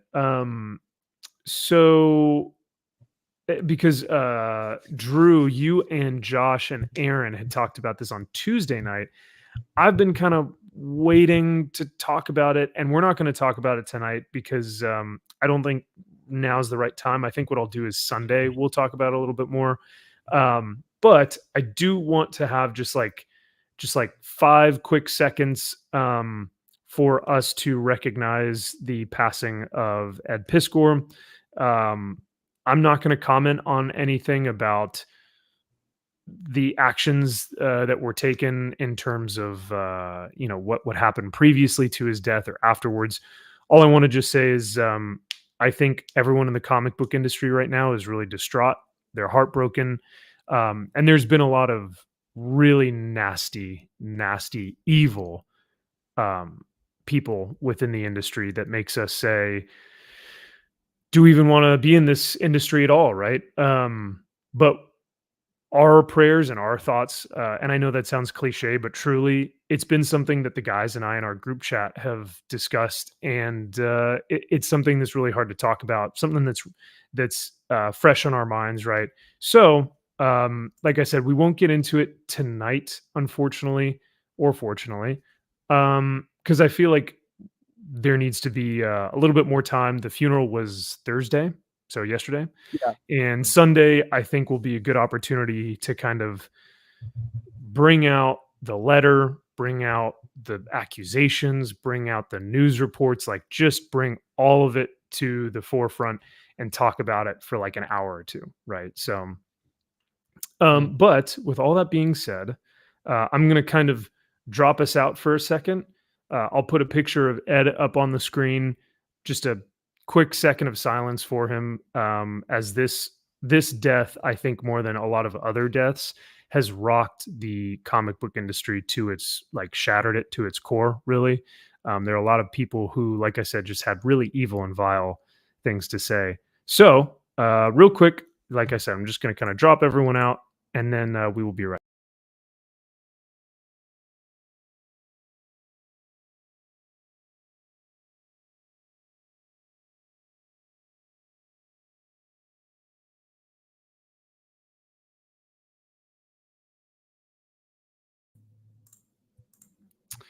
But yeah, thank you guys. Thank you guys again for being here with us every week. We appreciate everyone being so supportive of us. And if you guys do want to hear more about the whole situation with Ed, we'll be talking about that Sunday night. And you guys can be there for that. But other than that, we did read some modern comics I didn't get to read a ton, I didn't but either. I read a few. Kyle and Drew, you guys were sending me some pictures of some of these. Whew. Bad weeks for comics or what? Yeah. Yeah. Yeah, yeah. From what I it's- read. it's- and some of the books that were lauded as going to be the next big thing were kind of just duds Hmm. at the same time. Well, you showed me what was it? It was okay. So there were 3 books that came out from the whole new Geiger universe, right? Geiger, Yes. Rook, and Redcoat. Yep.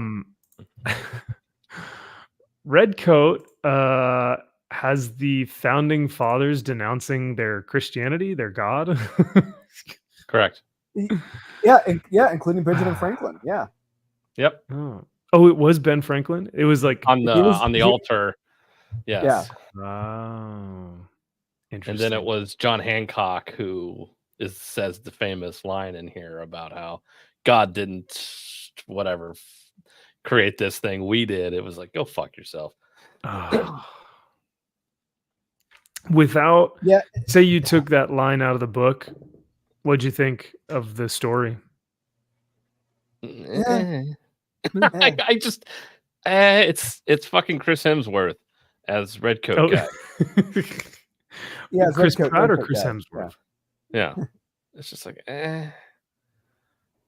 I just again, it's fun premise. Like, trust me, they're hitting you over the head with the fucking humor in this. It is Marvel humor. And I'm just like, oh, okay, we get it. We get it. He's a scoundrel. We get it. He's terrible with money. We get it. All the women hate him. We get it. What else?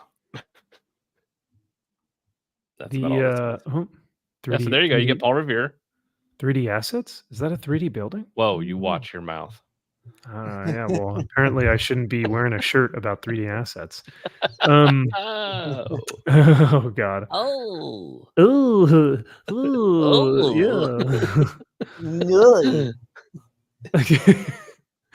Which is funny because I'm gonna get on a tangent, but which is funny because today Eric recognized that he was using 3D assets in a response earlier today. So it's like he knows that that's an issue, and yet he still chose whatever. Never mind. Wow. So he's doubling down or tripling down at this point. What is that? What would this be with the T-shirt? That's got to be like a quadruple down. Yeah. Right. Yeah. Monetize the haters. Well, I mean, that's what he did for however many years, God knows, right? Yeah. But this is what the conversation was for context. Where'd it go? Wait, why is it full screen? Here we go. So people with issues posted however one feels however one feels about EVS, Eric July, Ripiverse is regularly releasing interesting books in a shared universe by amazing writers and artists such as Chuck Dixon, Mike Barron, the Soska sisters, and Kane and White. Why would a comic fan want this to fail? So then Vonster, who I think did, didn't he do something in the trenches? Terror in the Trenches. Terror in the Trenches. Yeah, it's a fun issue. It's fun. Yeah. I love the premise and I love the art and the concept. So Vonster said, I supported Rippaverse and didn't want it to fail, but I didn't care if it does now. But I don't care if it does now. Why? Because he doesn't care about making anything great, only being perceived as such to keep selling subpar products over good stories that would help his business to grow. I also can't stand people who are dishonest with their customers to the point of dividing indie comics with it. But he replies, interesting. What keeps you the idea? I don't care. And what keeps you the idea? What gives you the idea? Yeah, what gives you? I think he's meant to say what gives you the idea. That stupid autocorrect. Dang. Oh, it always get the K's and the G's. I always Gets me just get every mixed time. up. Yeah. Run it through AI. That's how I do my Hey, I'm resume. shocked.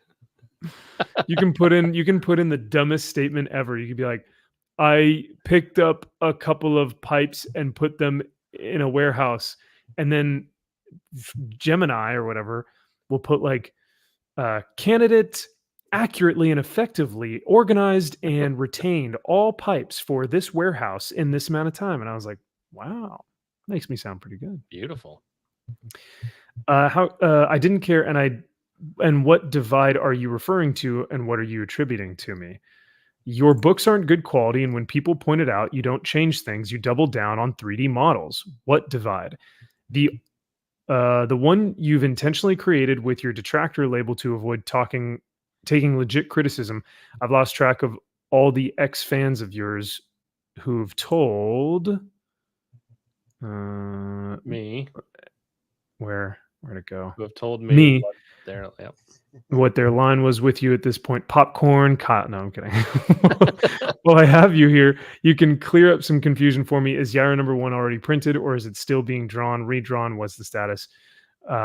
So when he talks about the 3D models or whatever, he said nobody had anything to say about 3D models for a year. Nonetheless, we've already stated that the cliff will be that the cliff, The cliff. That's the cliff you're falling off of. like the Kyle and the Drew. Yeah. Oh, his name Be is less Cliff. reliant Oh, okay. on references Oh. going forward. What? Would you like me to move on to the next thing you take an exception to, or do you need clarification? I thought he This was thread- done talking to people like detractors or whatever. Didn't he say he did a video on this? Dude, that's what I thought, right? He's like, I'm focusing on business. Yeah, like He's I'm like, done. I'm not going to be being in the doing weeds. this on shit. he is on business, right? Look at this thread. It's so Woo. it's Keep just going. He spent a lot of it time on keeps- that. Oh my No. god. there's more. This is all one thread and just keeps responding. And I'm like, he didn't have to say a GD thing at all. Nothing. Like he said he was going to not say anything. I'm gonna let my work speak for itself. Something. This is news to me. What 3D models with filters, and then which parts are 3D models with a filter? I'll run it to the editorial and we'll cross-reference. So it's like, okay, so now he's saying, oh, okay, yeah, well, if there are 3D models, like I'll show the guys. But at first, wasn't he just like denouncing? He's like, I don't know 3D models. I don't know what you're talking about. 3D models is just something detractors say. This guy's having this guy edit his book for free. That's what he's doing on Twitter. Hey, what do you mean edit? What do you mean it's 3DS? How would one go about to fix said thing if I ever did such a thing? Yeah. Surely that I would will be say- me nonetheless. No, nonetheless. And I agree with this. This is like the way that the conversation is going seems to be much more, at least information, or like there's more information here. And at least the tone is like genuine a little bit. Do I dare Right, say genuine? It's less But antagonistic. It's less. yeah. I'm just gonna yell at you and call you a fat retard or whatever bullshit. It's like I'm gonna call you a crackhead. Oh wait, you can't say crackhead anymore because it's racist. But yeah, he's at least being like, okay, well, what do you mean by that? Yeah. He's like, oh, okay, if there are 3D assets on here, could you point out what part of the page you're asking about or you're talking about so that like I can take a look at that and show my editors or whatever. So like that that's fair. But yeah, Vonster was just saying, listen, this page just looks like it's a bunch of 3D figures that he modeled to be in these poses or whatever. Kind of. It looks like a photograph that could easily be put through a filter. It just it's like I don't know, just something about it doesn't feel like there's life there. Like when you guys are that artist edition of Bronze Star, like you can feel that someone like crafted this. Like you can feel the ink just pouring off of the page, that someone like made this, right? I don't know. I don't get that from this, and I'm not accusing that there were just big difference here Yeah, just a little bit. Yeah, just a little. Oh God, so beautiful. Dude, every page I open up and I read, I'm like, God damn. That's the only way to read it is black and white. It is. Only way Yeah. to read it. Ugh. But yeah, all that being said, that is a good point. We should ask Mike next time he's on. So Mike, tell us, what is your process when writing goodieing? Goodieing. Like, Good- have you good hit Eric July upside the head and given him your like? Should you do it every day? You should email him and pester him and text him and then call him and go, "What are my 3 rules again?" Uh-huh. But yeah, Wow. So nobody had anything to say for a year. No, fucktard, you just didn't want to hear. that was like for over an hour. He was tweeting and retweeting that guy. It seems like it, right? It looked like Gary, it was 8 hours ago, then 7 hours ago. So like it was. Oh yeah, There's it was over the course of a while. Yeah, Yeah. So you I have think I nothing was else better to telling- do. I think I was telling you guys as That's well not- that like I've like if you go to I haven't been there recently. It's been a while since the last time I looked on Eric's page because I think I had been there for something, but maybe like a Yaira update or something. But if you look at his page, like the last time I was on here, it took me like 30 minutes to just get to like the next day. So like if today's the 5th of April, like it would take me 30 minutes to get to the 4th of April, like yesterday. Because there's just so many tweets. You're like, my God, when did he start? Like, when did he start? When did he stop? So like this is okay, this is April 4th. So this is yesterday. All of this is just today, it looks like. God damn, dude. Like, Jesus, man. Like, I know that you're a marketer. Like, I know that you're marketing your book. But, Man, but get off of Twitter and write some shit if you claim you're a creative. Jesus. What voice would you use for Derek? Ooh, for Derek June? Yeah, so it's kind of a double-edged sword. Josh is he's like our most toxic chatter, but he's also our mod. So he can't delete himself. I don't know. Oh well. It's just something we have to deal with, unfortunately. Yep. Once I gave him that wrench, all power went to his head and he just, all right, this is me now. So Got drunk with power. Drunk with power. So yeah, I'm sorry. We got off on a really bad tangent there because I immediately just thought 3D assets when I saw a building. I was like, wait a second. We all just assume every building's a 3D. Yeah. I mean, it is. Here's the silver lining, right? Silver lining. I am now a better comic book reviewer. I can give better critiques now that I know what that kind of looks like. And now that we can appreciate great art from good art from terrible art. So That's true. It's not a real building. That's not the Wild Inspector. Wait. Yep. Speaking of good art, though, I mean, this looks really good. It does. Yep. I like this a lot. But Fireflies. what are these things? They're fireflies. Fireflies. Okay. Yeah, magical firefly things. Yeah. Don't ask though where they came from and why they're there. It's Are they not gonna make important, them- Kyle. It's not important. Is this the? That's John is this the- Hancock. You know, Okay. you would think. Yeah, I would have thought this would probably would have been one of the things to cause him to go immortal. You know, a great mystery where these things come from. How did they make him immortal? Don't just leave it a mystery. That's the best thing to do. Don't tell us what the fuck happened. Leave us guessing. You just build that tension. Just build that mystery up through this whole series about what happened. Then eventually maybe say what caused it. Yeah, but like, that's what I thought. I thought John Hancock somehow used these fireflies and they affected this guy differently than how they normally would because magic, we don't really know what's going on. We don't really know how to use it, and we have no idea. We thought we killed all these guys, but it turns out he's immortal now. And how do we stop him throughout time? Blah. No, but no. The next page, we keep going. Well, He's talking to John Hancock. before we go to the next page, Kirby real quick, I was gonna- Hancock. Yeah. Bianca. You.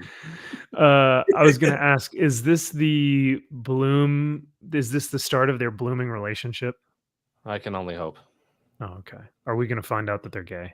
Well, it's Paul Revere and John Hancock. I have no fucking clue. Sure. Hmm. You Oh see, my there it is. God.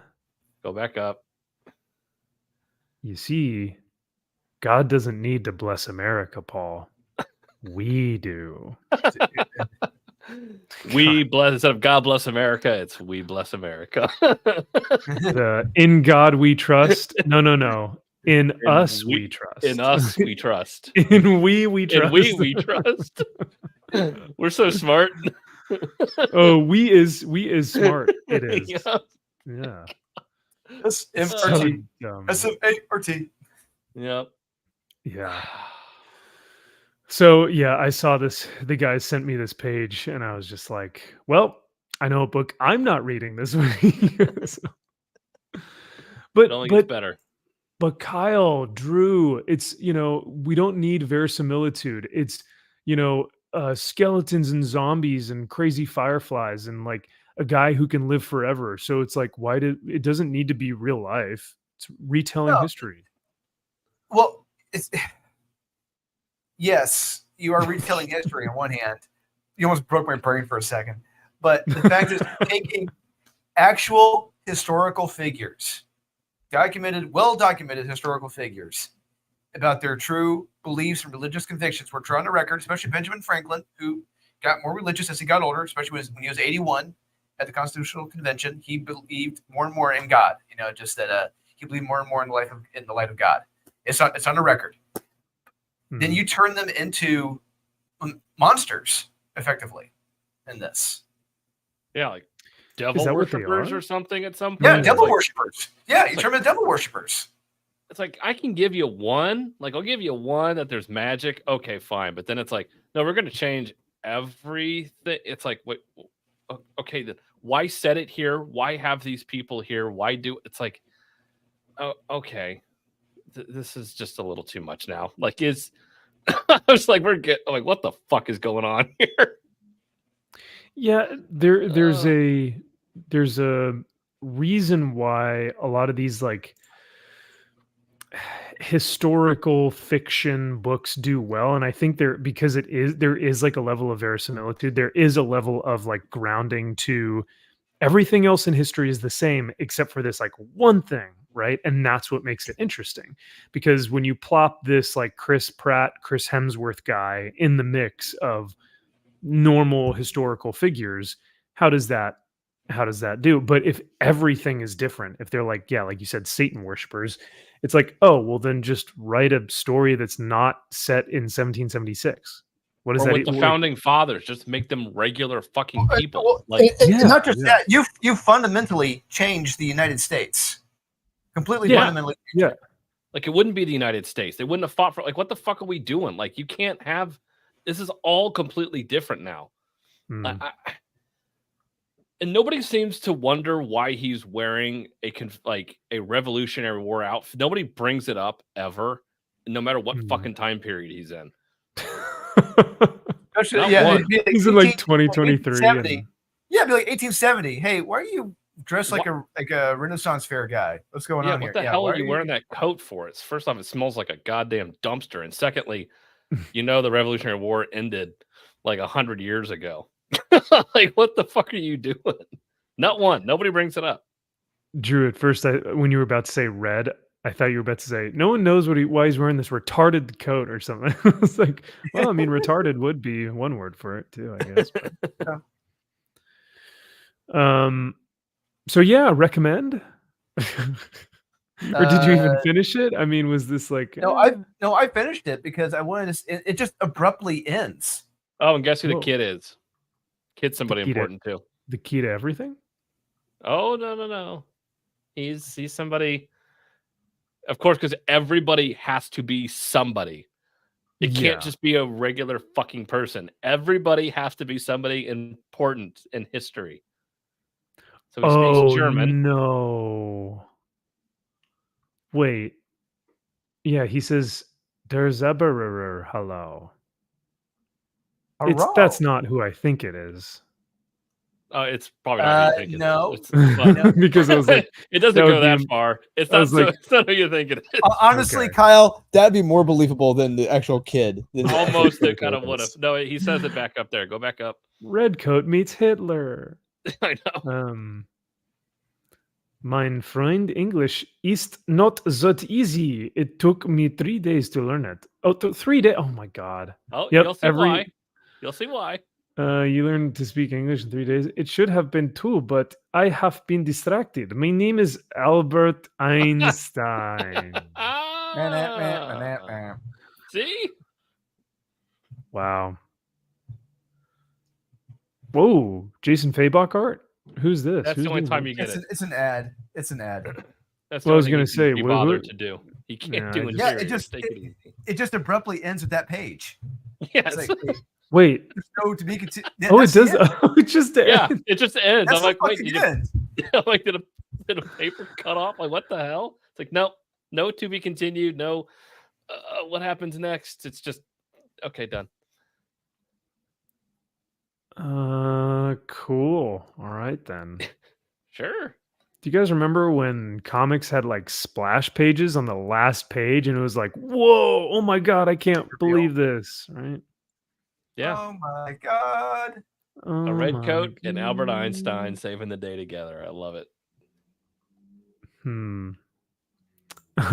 Hey, why do you smell like you shit your pants 3 years ago and never noticed? Exactly. You guys, if you don't simp for Derek, you can't stand seeing a successful black man. Racist. Same people. Diddy must be destroyed.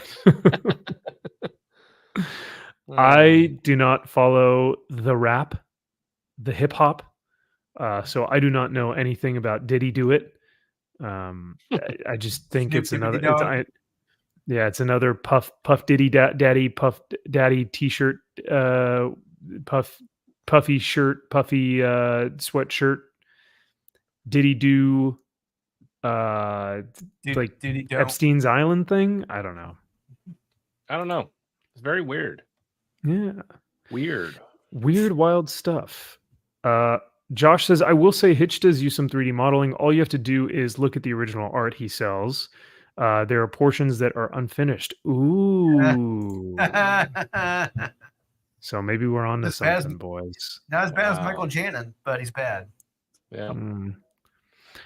Is this like King's Wonder Woman? No, JK, I don't think anything is as bad as King's Wonder Woman right now. No, somehow this is slightly better. Oh. Yeah. Yeah, despite you the know, best efforts. despite, it used to be Fire and Ice was the worst thing in the market. Now it's arguably White Widow and Tom King's Wonder Woman. So It is.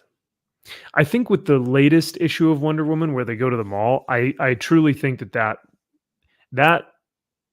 brought Wonder Woman up to a level of like, oh, this is the worst thing out right now in comics. So To the mall. we didn't ever go Did through they? that issue, did we? No, and we're not. Yo, you don't want to? No. No? And Never. I think Kyle's frozen again. How about that? I am. It took no time at all. That's why I didn't want to be on camera. What if we do it for the members?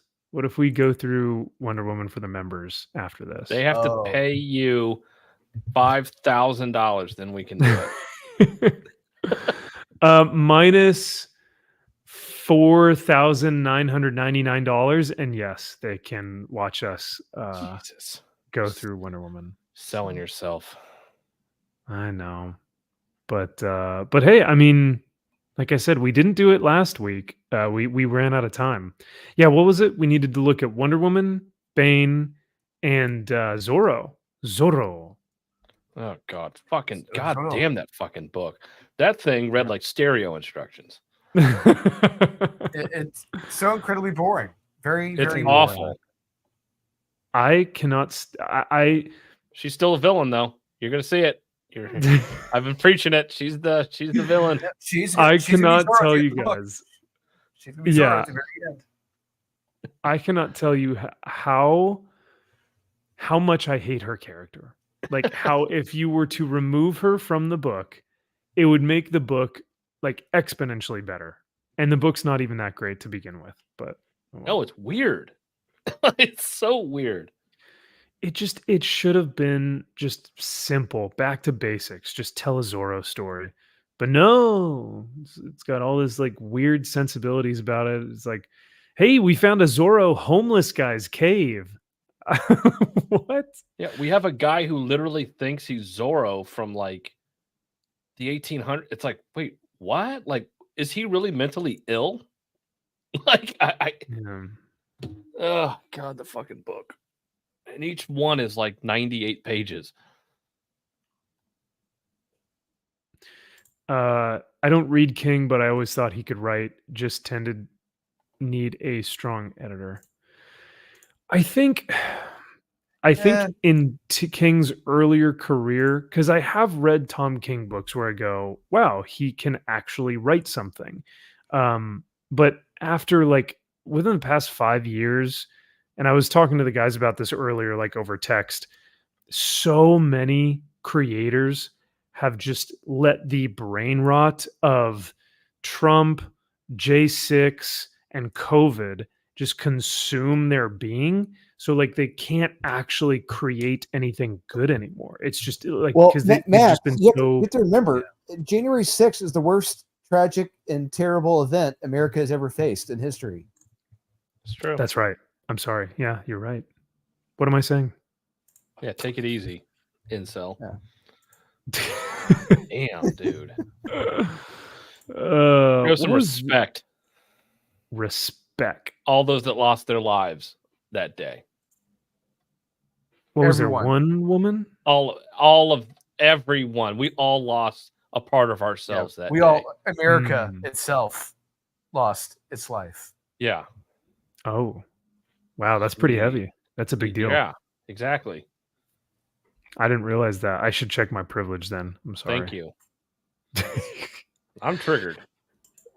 Well, maybe a better comic book will help you be less triggered, right? I mean, Well, I'm if I looking could at these and Yeah, that'd be fucking great, but I can't see a goddamn thing.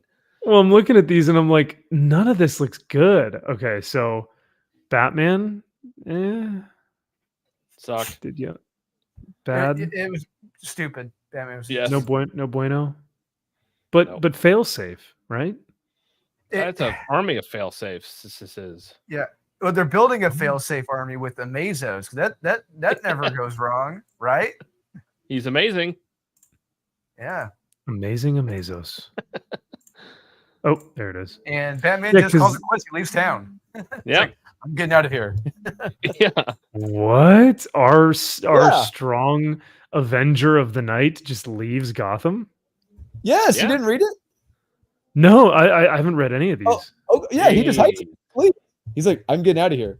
He puts on a coat and a hat and he just calls it a night. He's like, I'm out of here. Yeah. Like, Oof. see ya. It's like, whoa. Okay. Bold strategy. Yeah, I can agree with this sentiment, Fiend, for sure. Well, there's only like one or two that I think I didn't feel like, man, F this guy. So yeah, I see that as well, Jack. From everything I have seen, and I've tried to watch as many podcasts and shows and debates, like tons of debates about this topic right here, and I still have a hard time wrapping my head around how they have villainized how this narrative has just completely fallen apart in front of us. But oh well. King and Seeley, like working on the same book, Josh? Huh. Oh well. Hey, Tom King's Batman Killing Time is still a fun read. Yeah. Oh, that's right. Yeah, you did like that one. I'm telling you, we should probably do a deep dive into it because it actually, if it still holds up as I think it does, it's still one of his best. Nah, I'm okay. Oh no, now we're doing it. You're making me read fucking Wonder Woman and Batman, Superman. You Go know to the what? Mall. Okay, we'll make this more level-headed. We'll make this more a more believable goal. If we get another $20 in super chats, if we do tonight, another $20. We will review Batman Killing Time. There you go. Oh, interesting. But then again, I think the people have to want to see Yeah, it's an if. Yeah, exactly. Batman Killing Time, and Yeah. But yeah, I don't know if they even read it or not. But I guess that's why we're here, because we get to read this stuff and tell you guys what we think about it. So yeah, like what? So what's happening? I just I'm having trouble So, Matt, following this book. I forget who that guy is in charge of the Blackgate prison. That's where Joker and Batman are locked up at, and that guy trained Batman when he was younger.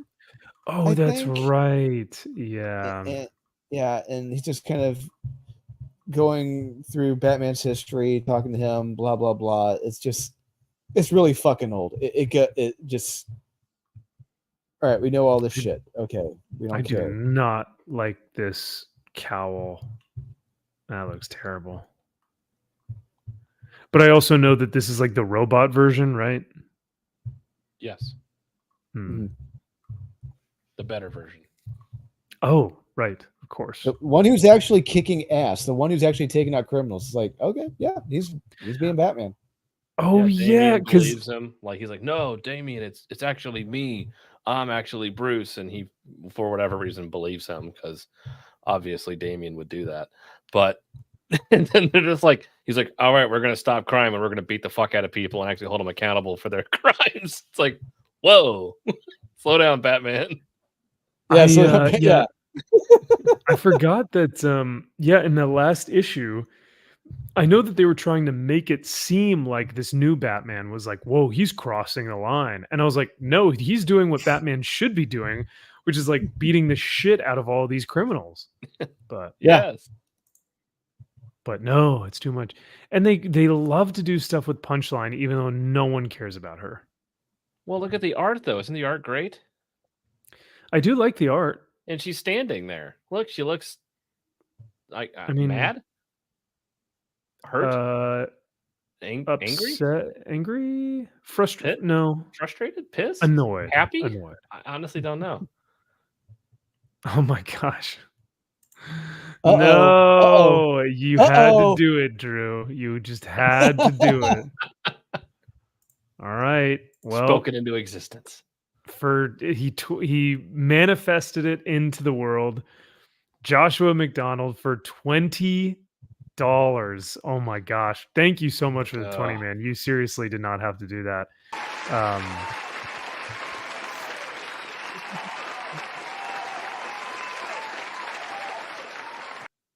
Oh my goodness. Josh says, I'll pay the $20 if you read Omega Men or Sheriff of Babylon instead. Oh, we'll do Omega Men. I mean, No Max, dice. you will love Omega Men. Omega Men is Boys, awesome. do we have a gentleman's agreement? Sir? An gentlemen? alliance. I haven't read Omega Men, but I guess I can read it.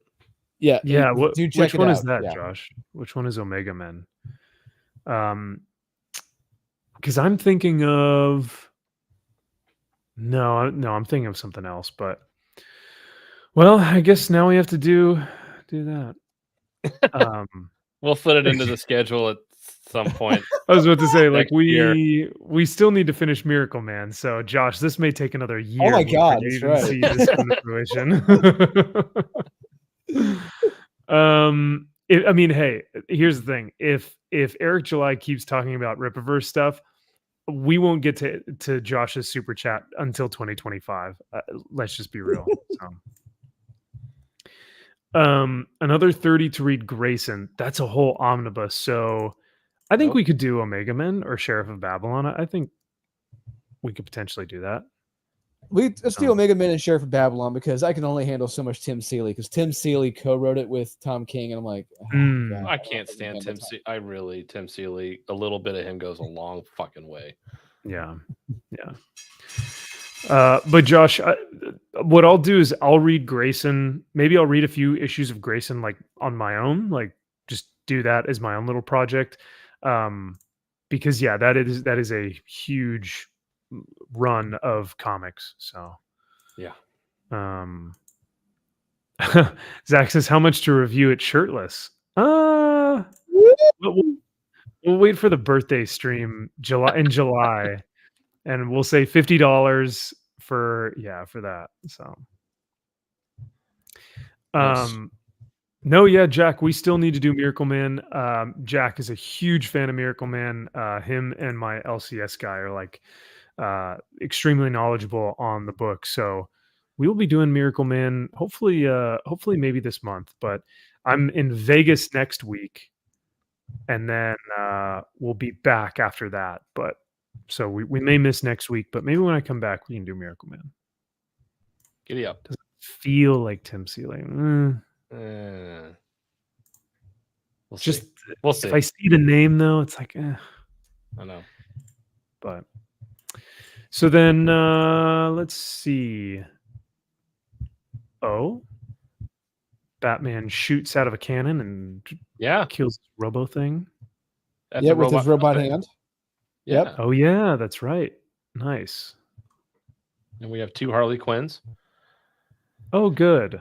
Oh, If- never mind. That's the Because other one wasn't enough. Yeah. Well, I will say this page coming up. This is probably the best page or panel that they've done with Harley Quinn in a long time. It's good to see someone setting her straight.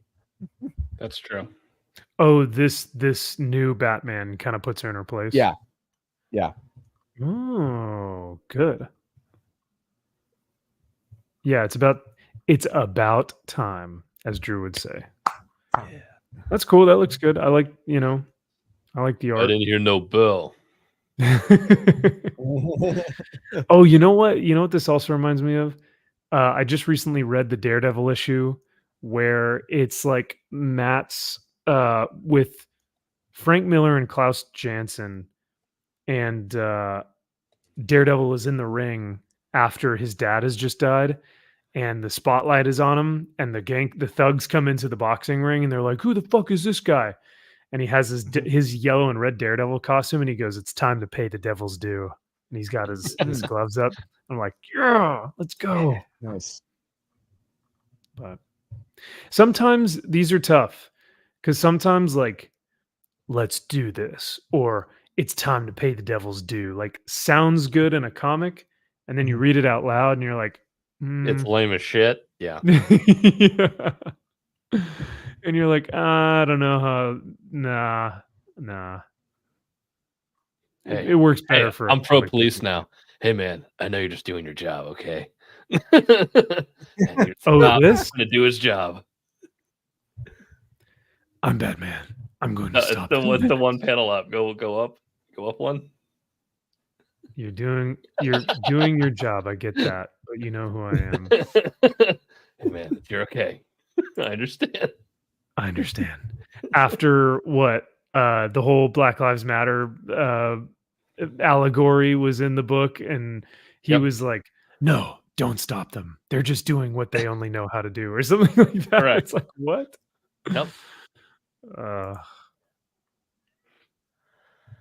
Ooh, 50 Shades of Grey Batman. Mm. 50 Shades of Black on Batman's costume. Mm. I wish they made look at this pencil neck geek. I wish they made this costume Hey, that's like scary. way cooler. What are you talking about? Like way more intimidating. What Why next does- scare me? Why does this look like this? Look at the figure. It looks like a female figure. Yeah. Females are intimidating and scary. Now who's the incel? Ooh, that's a good Superman. That's a really good Superman. Yeah. That looks Yeah. good. What was this conversation? Where they It's like, was Superman just like, "Hey, you gotta stop this." He's like, are you truly Bruce? If you are, when did we first meet? What happened to you, Bruce? What's going on? It's not What's my right. favorite color? Oh, Blue. green. No. No, wait. What is your favorite color? What is the flying speed of an African swallow? What? I don't. Is it African or European swallow? I don't know that. I don't know. Well, as a king, you gotta know these things. See, that's how boring this comic is. We're talking about Monty Python because it's way better, I guess. But yeah, look, Bruce is getting in his Chevy and taking it to the levee. Wow. You are now leaving Gotham City. Yeah. He's just like, I can't do this anymore. I'm out of Oh, here. well. I'm stealing somebody's truck and I'm leaving. I'm getting out of here, boys. He just took somebody's truck. They're gonna get out in the morning. Like, what the fuck's my truck? Did Bruce Wayne steal my truck? Did Neil Patrick Harris just steal my fucking car? Well, let's see here. What else did? Oh, did you guys read Rook? Yeah, Rook was good. I enjoyed it. It was better than I thought it'd be. It was the best of the 3 books from That Ghost Machine. that is what I'm gathering as well. That out of Geiger, Redcoat, and Rook, that Rook is like by far the main attraction for this series or for this like universe. What did you like the most about it? Well, there's a lot to like about this. One, it's a double-sized comic, pretty much. Oh, 2, Jason Fabok on the art, every damn page, and every page is glorious. And every page is beautiful in this book. I love it. It's a very quick read. Granted, it's double-sized, but it's a very fast-paced read, which is very rare to find. And it's pretty easy to tell that because Jeff wrote all 3 of these issues that came out this week, and it's pretty clear where his focus was, and that was on Rook, because that was the one with the most fun and great concept there, and I enjoyed it. I thoroughly enjoyed it. Yeah, great. I'm not. It's the one book I wasn't thinking I was going to like because of the concept, because it just sounded kind of redundant and lame. But no, he made it fun. He made it interesting, and I really enjoyed it. nice. That is good to hear because I remember reading. Didn't they come out with like a Ghost Machine one shot, or not a one shot, like a preview edition of Ghost Machine? Yes. Yeah. And they had previews of each book, and I gotta say, I liked Rook the most out of that preview book. So, but yeah, the setting did feel a little bit like we're doing post-apocalyptic thing again. Come on, right? Because I know I understand that it's a popular genre for a lot of people, but someone like me, it's fucking played out. I am tired of it. Let's move the fuck on. All right, there's more to tell than just that. It's old. It's like a worn out Foghat record. It's well worn out. Just move on. Yeah. And that's the thing. It's like I feel like you have comics. You can be in any setting, anywhere in the world.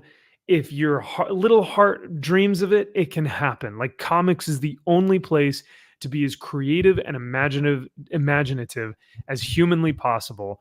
And we keep going back to post-apocalyptic, and it's just like, we're done. Get rid of it. Or vampires. Or vampires. I mean, well, a funny story, Max. Yeah, I'll tell you a funny story, Max. When 2 years ago, when Kyle and I were at the Baltimore Comic-Con, Kyle, you may have been next to me. I'm not sure. I was talking to the Mancave people there at their booth. Yeah. Yep. Yeah, and I'd asked like what genre stuff they want to see or didn't want to see. They're like one of the things they told us, they're like, do not fucking send us anything with vampires. We're gonna just outright turn it down. We're tired of this shit. We're not seeing it anymore. We're done. Good. I don't blame them. I know that there are there's a lot of Hollywood executives like that as well. I was at the school that is near me, won't dox myself. There is a film place. I'm trying to be as nondescript as possible, but I was speaking with one of the higher ups of that school, and I was basically just talking about the industry, right? I was like, hey, so what does it look like? What does it look like to be in the industry right now? Like, what are you guys looking for? Because there are plenty of professors and industry professionals at the school who are teaching classes and who are in the industry currently. talking about what they're looking for. And the individual I was speaking with was like, fucking coming of age stories, cut that shit out. We don't want to see it anymore. I was like, wow, okay. Good to know, right? He's like, we're done with it. It's it's a sick and tired trope. And I would have never thought about it, but at the same time, now that when you do think about it, it's like, oh yeah, every story now, or every script or movie is like, oh, it's the coming of age story of a woman who's like finding her femininity or something. I was like, oh, all right. I'm there. Go on. Kyle's first in line. Go It's on. Yeah. So yeah, I'll be for right back. comics it's vampires, and for movies it's coming of age story. Who knew? Like with my scripts. Yeah, that pretty much trashes everything you've written. So Well, back to the drawing board. back to square one, boys. Damn it. Ah, I thought I had something good here. I thought Shit, I I had thought it was gold. clever. Yeah. Speaking of clever though, dude, I didn't even know that this was coming out. I forgot that this was coming out because we haven't gotten it for the past 2 months, right? I know, and I was trying to read a lot of stuff online, and a lot of this shit didn't drop, so I didn't get a chance to read a lot of this crap. So Yeah. it's was very unfortunate. But yeah, It's that was one I actually- really wanted to read. It's actually better. I think it worked out though, because having Mike on tonight means that we didn't get to read a lot of modern stuff, but the sites didn't really post a ton of, like you said, a lot of the books that we wanted to read. So, because like I would have wanted to read this and Rook, and both of those weren't on. So, Right. but hey, 96. Well, I mean, what am I saying? Why am I judging the score off of this site? I know I know better than that. You do. Hey, it's a But- great series. Yeah. Did you get to read this at the shop, Drew? Or no? Not yet. No, it wasn't ordered. What? What? Well, because we're the only ones that read it. So we're not doing the ordering Yeah. anymore. I am. This has got to be selling well, though. No. I think it's in the single digits. Yeah, it's doing great. It sold more than 2,000 copies. Wow. Oh wow. Oh wow. Getting in touch with your feminine side. Now you start touching it. Yeah, why is this comic so sticky? Why are the pages stuck together? Yeah. Yeah, this was a kind of weird week for modern books. There's really not much out that we could have read. The stuff that we could have read, we didn't really want to read. So it was actually a perfect week to have Mike on because we got to read his stuff, and I'd way prefer to read that over any of this. So 1000%. I think I did try to read that Spider-Man. It was rough. It was disappointing. Shadow. Yeah, Shadow Yeah, of the Green yeah, Goblin. Shadow- Oh my god. Yes, that was Oh. very disappointing. Very, Really, very guys, it got almost 100%. It's at a 99. What are you talking about? No, No, Why does this look like a no. woman? because it is. A female Green Goblin? If feminine features, it's still a man, but Oh. Yeah. Let's see if we can find it, shall we? eh, So you guys didn't like this? It was just no, one big meh, or no. It's a skip it. I didn't even see the point of reading it. ooh, Peter comes across as more of a whiny bitch than he normally does come across as a whiny bitch, and I'm just like, oh my god, dude, someone smack the shit out of you. another origin, telling the origin So again. Huh?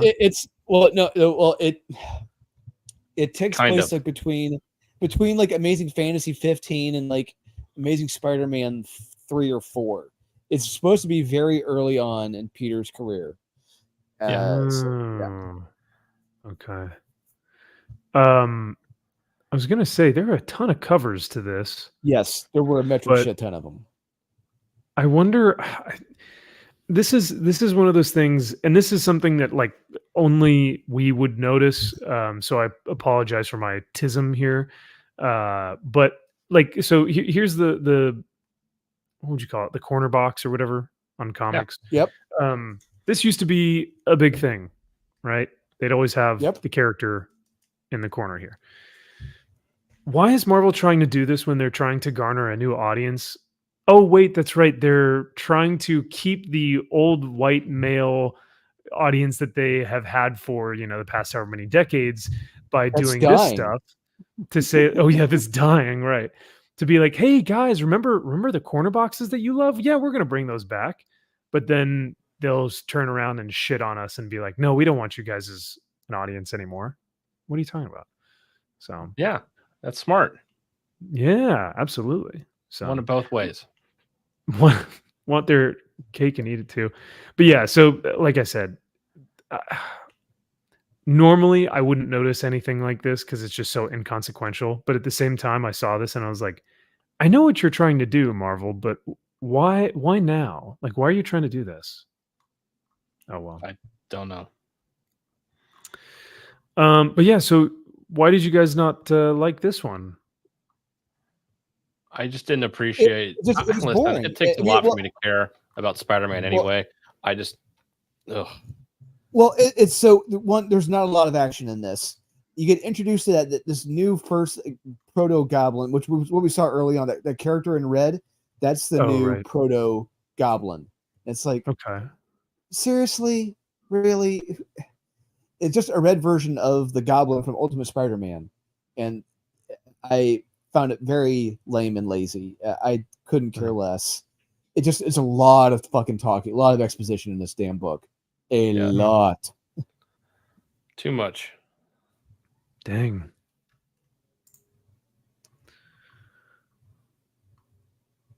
And is it trying to tell a different story in terms of like it's it's Peter, filling like in you've never seen him before, or No, it's just introducing a new goblin before the Green Goblin.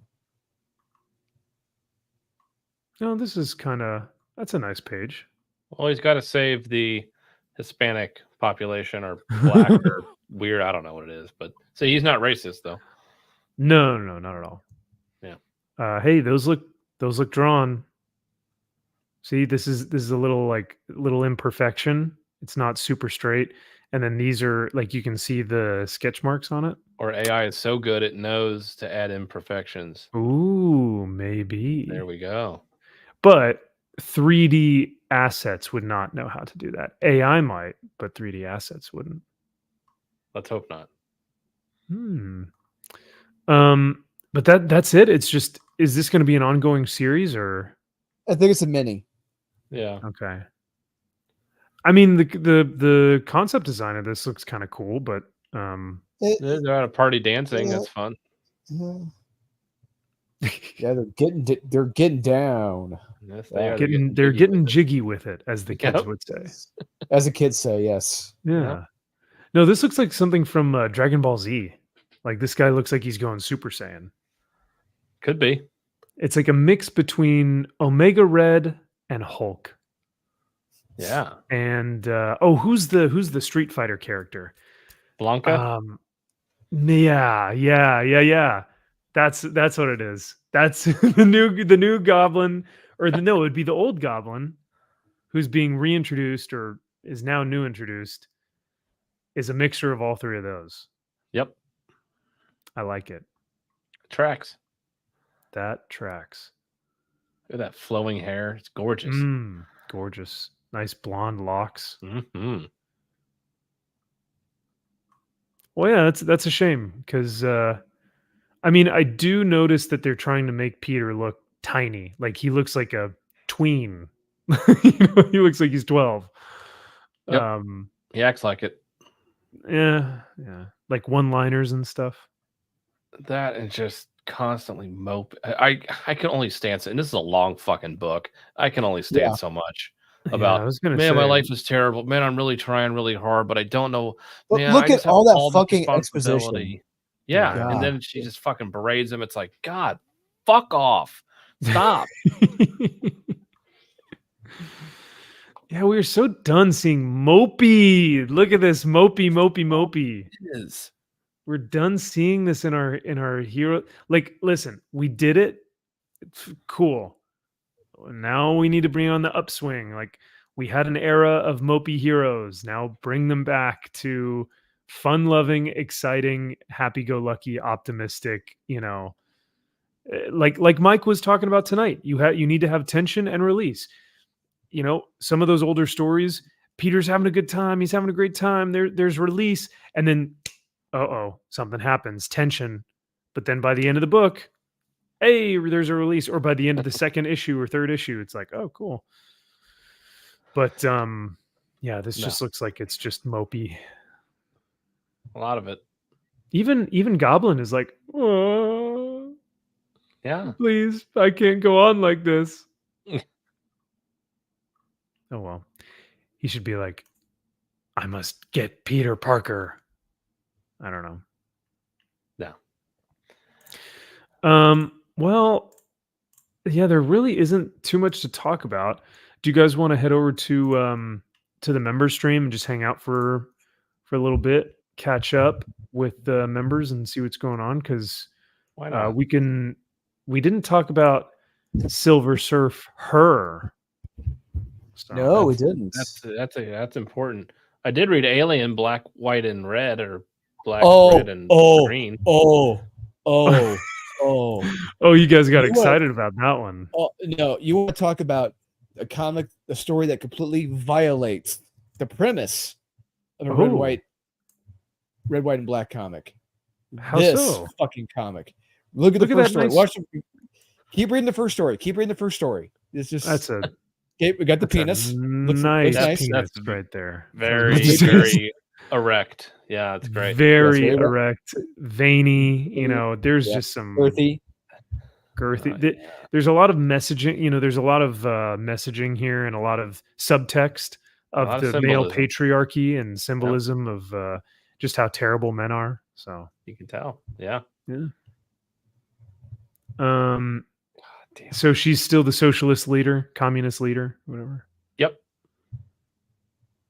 Okay. me Oh, tell you, I my see. god! Oh yeah. Look at all this. Uh huh.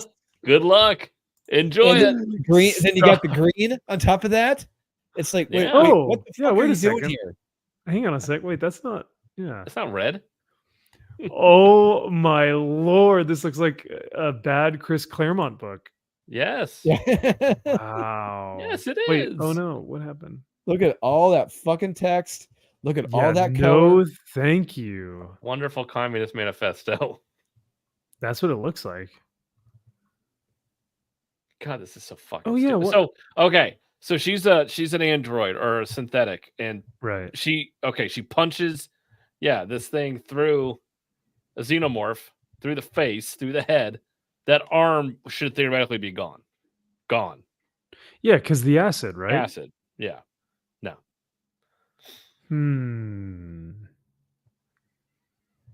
Yeah. Okay. So, correct me if I'm wrong, because I'm color. My rods and cones are all fucked.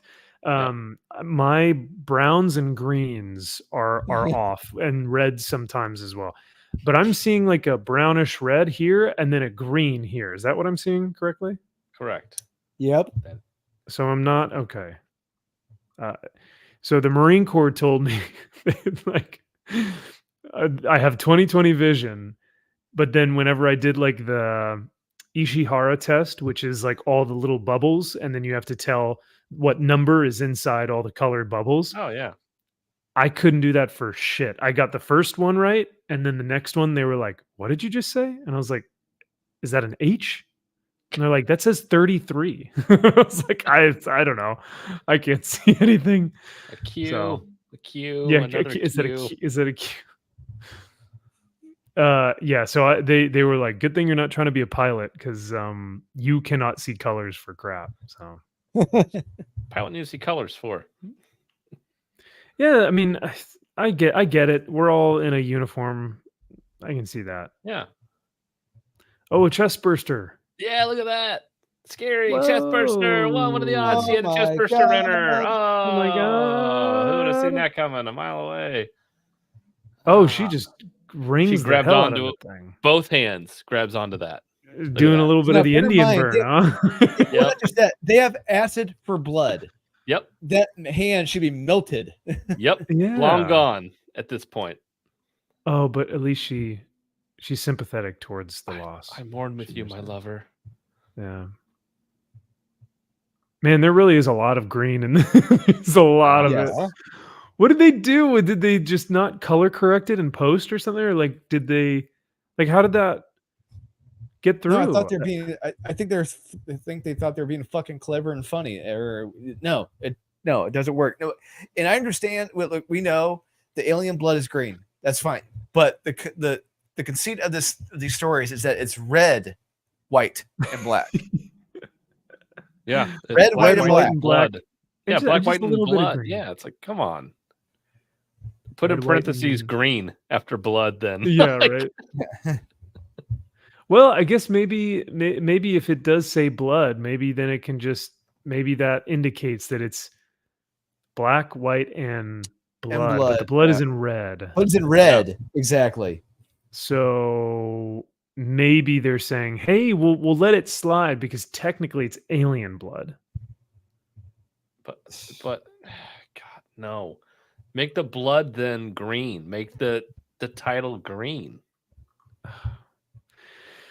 Either way, I Better think yet, these don't fucking do it. How about that? How about you not write Don't this even- stupid shit? don't even do You it. don't have an alien book here.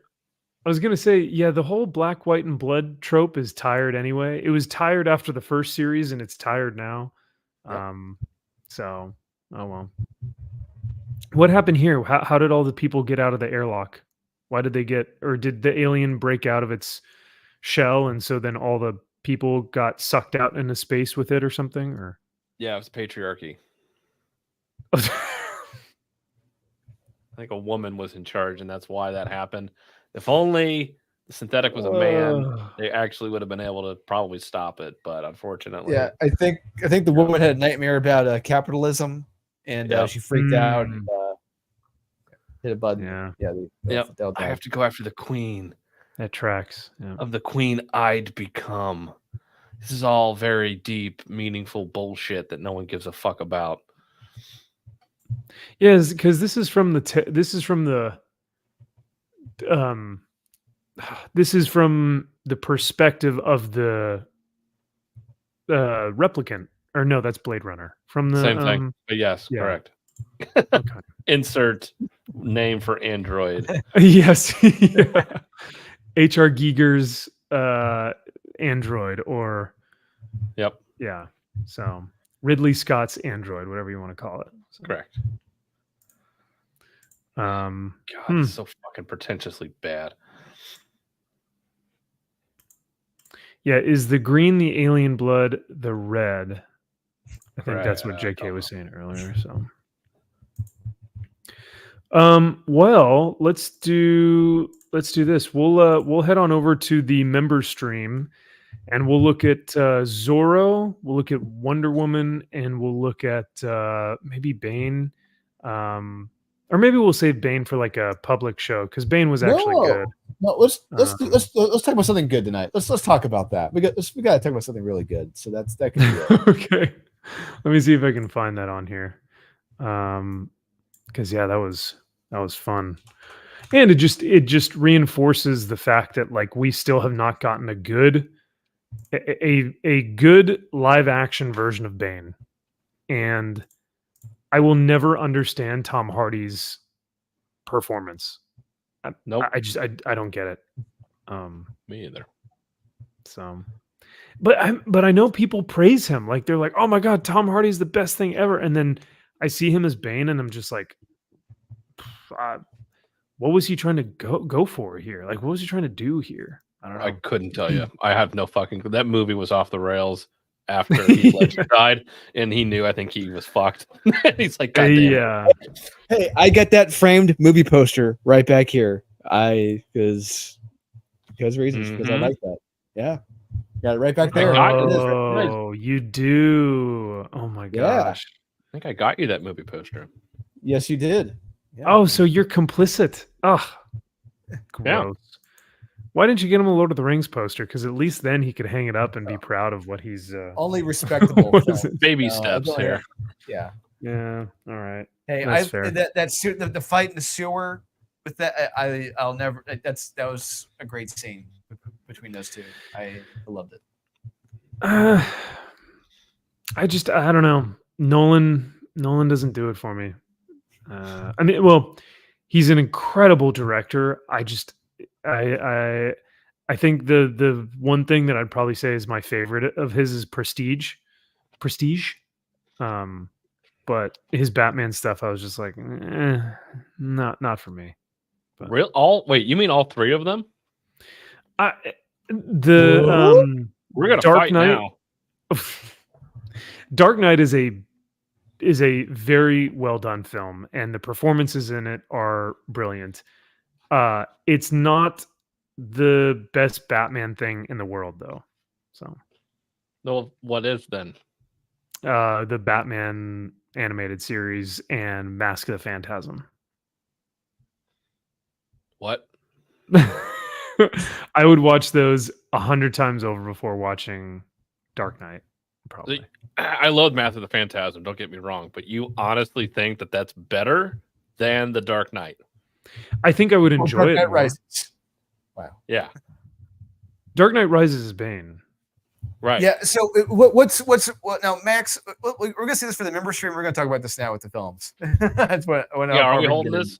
Are we gonna keep going, Yeah. or are we gonna? Yeah. Oh, yeah. We can keep going. I mean, we're on it Okay. now. We might as well. Okay, so one thing I love about Dark Knight Rises now, going back and reflecting on it, like the plot and what happens to the city of Gotham, what Bane does to the city, how they pretty much overthrow the city, overthrow the police, take over. It becomes a communist paradise.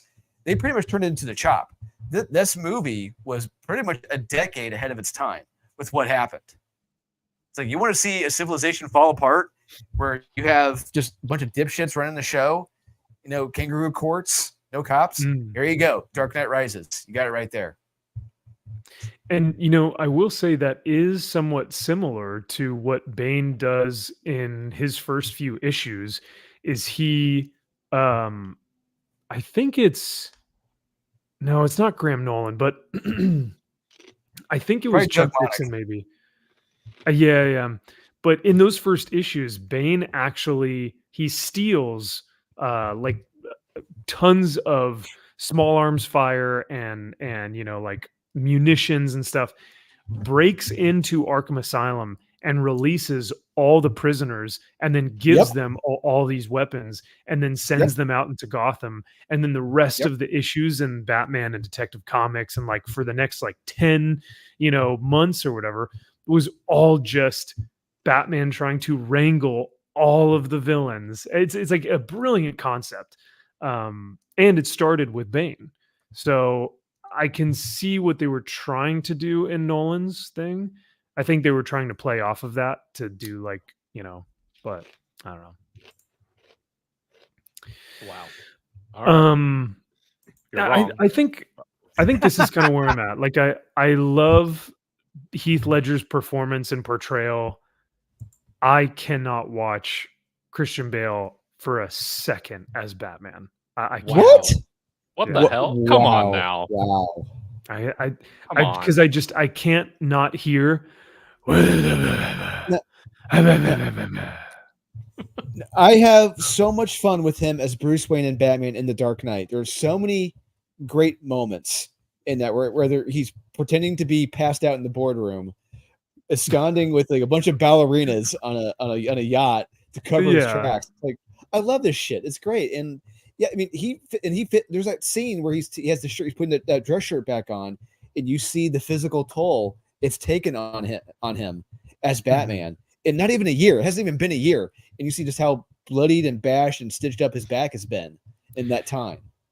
And I think that's why I prefer his Bruce Wayne than his Batman. Like I can watch his Bruce Wayne, but I can't watch his Batman. I just yeah. Even though the suit is probably one of the first suits that actually gave him mobility in his neck, where he's like, it was the first. He's like looking up. Yeah. Yeah, he's got to look at the back of the driveway when he's backing out the car. Yep. So, yeah. Well, you got to put your arm behind the seat, and then you got to do this one, right? You can't just kind of look. You got to do the That's arm. True. You got to do the arm.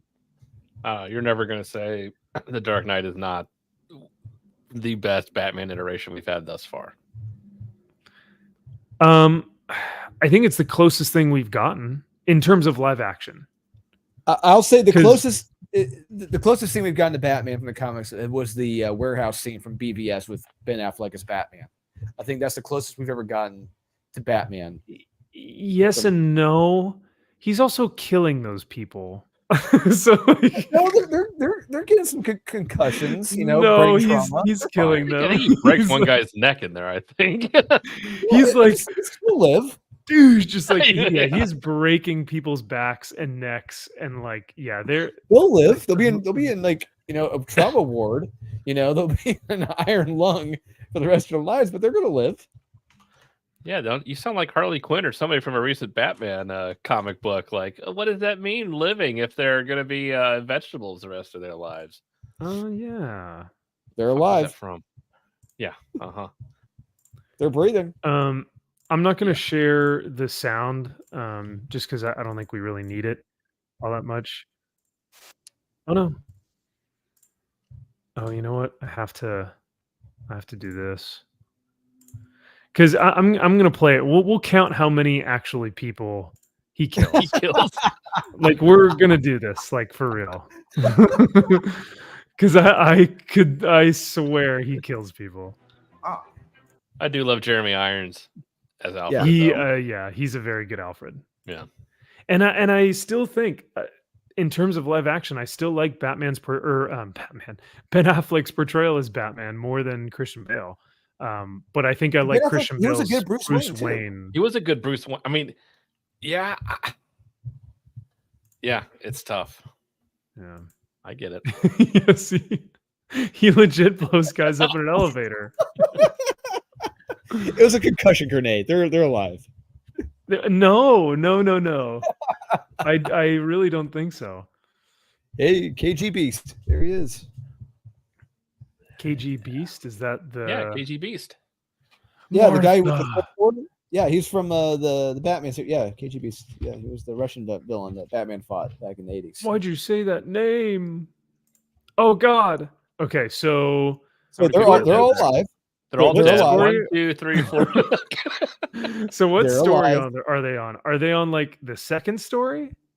I think fifth, or I think he said like the fifth floor. Yeah, Oh, you're dead if you're falling from a fifth floor. it could be a mattress warehouse. Come on, they can all be fine. Or firework warehouse. Got it. And a Coca-Cola plant. Yeah, that's right. Oh no. And yeah, they say it's an explosive warehouse, but it's clearly fireworks. Those are two completely different things. But it's a Coca-Cola plant at the same time. What's going on here? Oh God, that movie. Don't remind me because it still gives me a headache to this day. I love Okay, that. so he disables their weapons. That's so we're very still good. Awesome. Arkham Asylum. It's just I love it. pretty cool. Yeah, pretty Arkham damn Asylum. cool. And we're still not at a huge death toll right now. The No. only guy who probably died was the one who fell through, I think, In the mattress warehouse, he's saved. No, so at he's this dead. point. He's alive. He's Guy's still alive. alive. Arms broken. Oh. Those all okay. They all no one dodged. shot. They all All right. dodged. He's still alive. He's alive. So this That hurts. That hurts. that hurts. His shoulder, If he he's fine. bleeds out, though, If he He- bleeds that's out, he's not gonna. He hasn't bled out yet. It could get an because that's a infection. grappling hook. Oh God. He's Jesus. dead now. Oh, He's okay. alive. Now, That guy's now dead. he's dead. That Now guy's he's dead. So we're down to 2 now, maybe 2 or He's 3. hanging by a dead. rope. He's fine. Okay, Boom. he's okay. Wait, where did that he's guy alive. get hit with the batarang? the Those shoulder. batarangs are Mm. fucking massive. Those batarang. I mean, Oh yeah, that thing is like. is that in his that's like stomach? a He's dead. phone. No, it's in his- That's it's it. in his Oh, arm. that looks like it's sticking out right here in his stomach. That's his arm. No, that's his arm. That's his stomach. Uh, That guy's gonna die. 3 dead. Got a hmm. concussion grenade. Kicks Oh. a guy's face at a guy.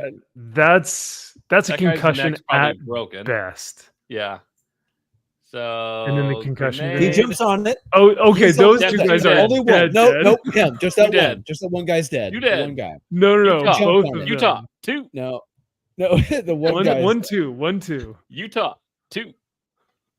He's dead. The one guy who jumped on a So grenade. that's 5 dead now. I think we're up to 5. I count one. I count one. 5 dead. 1 through 1. Dead. That guy's dead. Dead. That's 6 dead. Like I count broken one still. back, Yep. internal bleeding. Yes, Dead dead. for sure.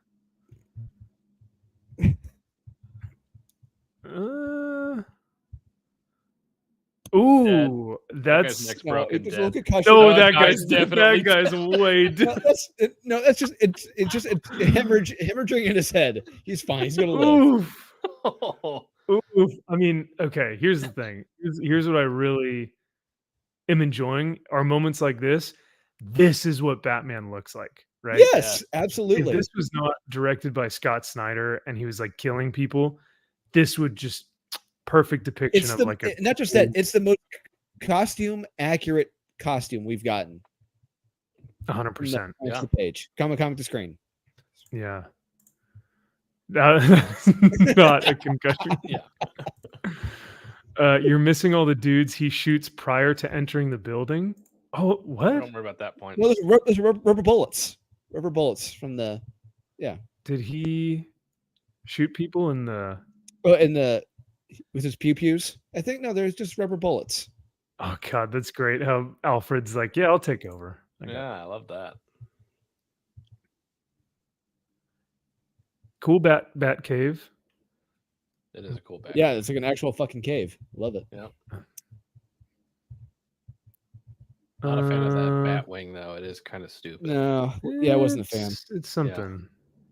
Oh, that's a cool shot. I like how the cape kind of like you can Batman's see, you way. can see Yeah. the shadow of Yeah. the bat. Yeah. Yep. Eesh, that's cool. You don't get that. in Josh, what are you Master talking about? He Phantasm. doesn't shoot anyone before he goes in. Sorry, what were you saying, Yeah, so Kyle? this guy's dead. So this is the one I'm debating. It's like His neck is broken. No, he's got like a fracture maybe in his back. He's fine. He's Okay. holding him by the top of the By- head and by the smashes head his and into goes, a wooden crate. "Eesh." He's dead. No, it's his back. That guy- He probably Neck fixed is his back. broken. Honestly, he probably had a bad cramp or something in his back and like got it knocked out. Who knows? Neck's broken. He's Yeah. dead. That so we're up to dude. 7. He's got that's a hemorrhage. That's just a hemorrhage in the skull. He's fine. You can see the blood on the wall. His head went like this, like a 7 dead. melon. 7 dead. I count one Wow. still, but okay. Why you still only count one, huh? At I least count give one. us 2 for the grenade. I can not no one for And the grenade. 3, The one this guy guy. jump on it. This Oh, guy's sorry, dead. the balloons came up. No, I it's a did miss. hemorrhage. He's fine. He's knocked out. That guy's dead. We're up to 7. There's a scene where he's in the Batmobile and fires on dudes. I can't remember. Oh the yeah, he's at the dock. That's like an Yeah. hour earlier in the film. Yeah, he kills like 10 people there. No, that's just a Batmobile doing that. Mhm. Oh, this is Jack. You're right. Drew is a Batman apologist. Wow. Wow. All right. Well, we're only halfway through. I mean, he's still killing. He's not Still a done with room his full of rampage people. yet. He's still knocking them out.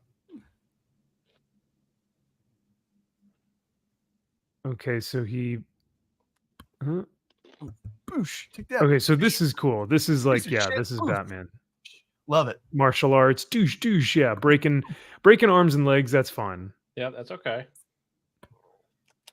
Ooh, those are hard. Oh, That okay, guy's dead. That guy's dead. That's 8 dead now. He's got probably a broken back. He's fine. He's gonna work. Wow. So how did he hit him? Oh, so he's like bending over. He's like, oh God, I'm tired, right? He's like, oh, I'm injured. I give up. And- Don't kill me. And Batman comes down like down. That's a Mike Tyson overhand right to the face, and this guy's neck is broken and dead. Whew. He's got no, it's just a slight probably He's broken bone in surrendering. his He's like, back. I give up. I give up, Batman. I've seen the error of my ways. I apologize. They kidnapped my family. I didn't know what else to do. I'm turning my And life then- around. I swear. This isn't a Watch- modern DC comic, Kyle. No. I've learned the error Watch of my how ways. quickly Watch how quickly Batman becomes Punisher in 2 Yeah. seconds. This guy's apologizing. Douche. And dead. Nope. He's got a broken Dead. back. He's fine. He's gonna live. His head went through the through wood. the floor. He's dead. Through the It's floor. thin wood. It's thin wood, right? Hold on, wait.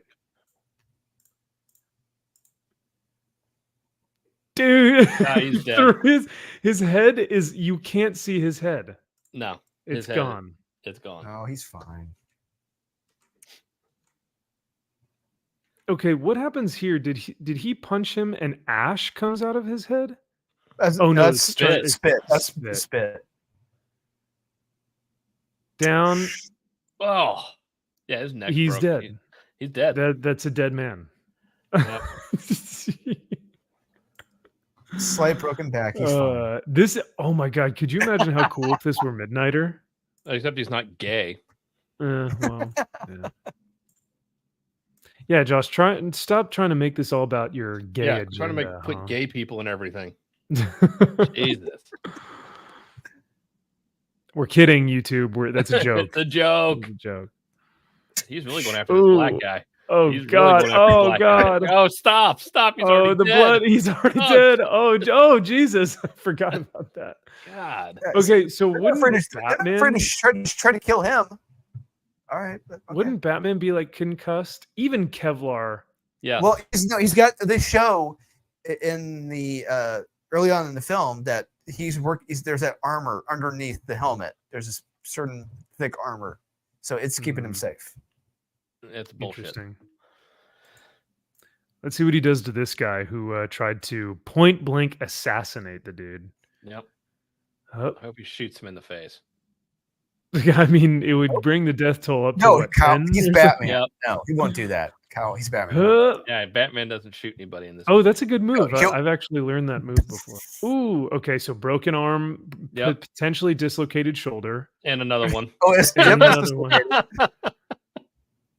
Oh, that kick did not land at all. What Hang are you on a talking sec. about? He hits him right there. Look. Boom. Oh, wait a second. Clear. Hold on. Wait, hit his but ear. shoe- That's a Oh. GSP, just straight forward kick to the head. Boom. Oof. Grab the stupid cape. Now it's getting bad for our man Bats. Yeah, it's here. looking bad for Batman. Yeah. Oh, Oh, oof. Uh-oh. Stab. Knee. needed a head. Fine. Okay. Fine. Boom. Oh God. Please don't. He stabbed him in the Shoulder or heart? It looked like Is it shoulder. the shoulder? Is it It the looked shoulder? like shoulder. Yeah. Yep. Oof. He's- Oh, He's alive. He's alive with weak walls. That's a brick wall behind that plaster. and is- everything. He is is that- dead. I was about to say, is that wood or are those steel like That's girders? steel. Oh no, it That looks is like wood. That's That's like wood. 80-year-old steel. It fell apart like just. But you know, that's like, right. that's brick Okay. behind there. He went into Notice what the brick didn't break, so he's fine. exactly because his body did. Because his head broke his fall. Yeah. Okay, the head broke the fall. He's All right, we got one alive. Right here. Like right here, he just straight up grabs his nuts. I love it. Oh. Yeah, you gotta interrogate that guy. Oh, we're not done yet. There's more for Batman to So- kill. So I count 9 one death dead. so far. One 9 death. dead. We're and- still at one, huh? Just one death.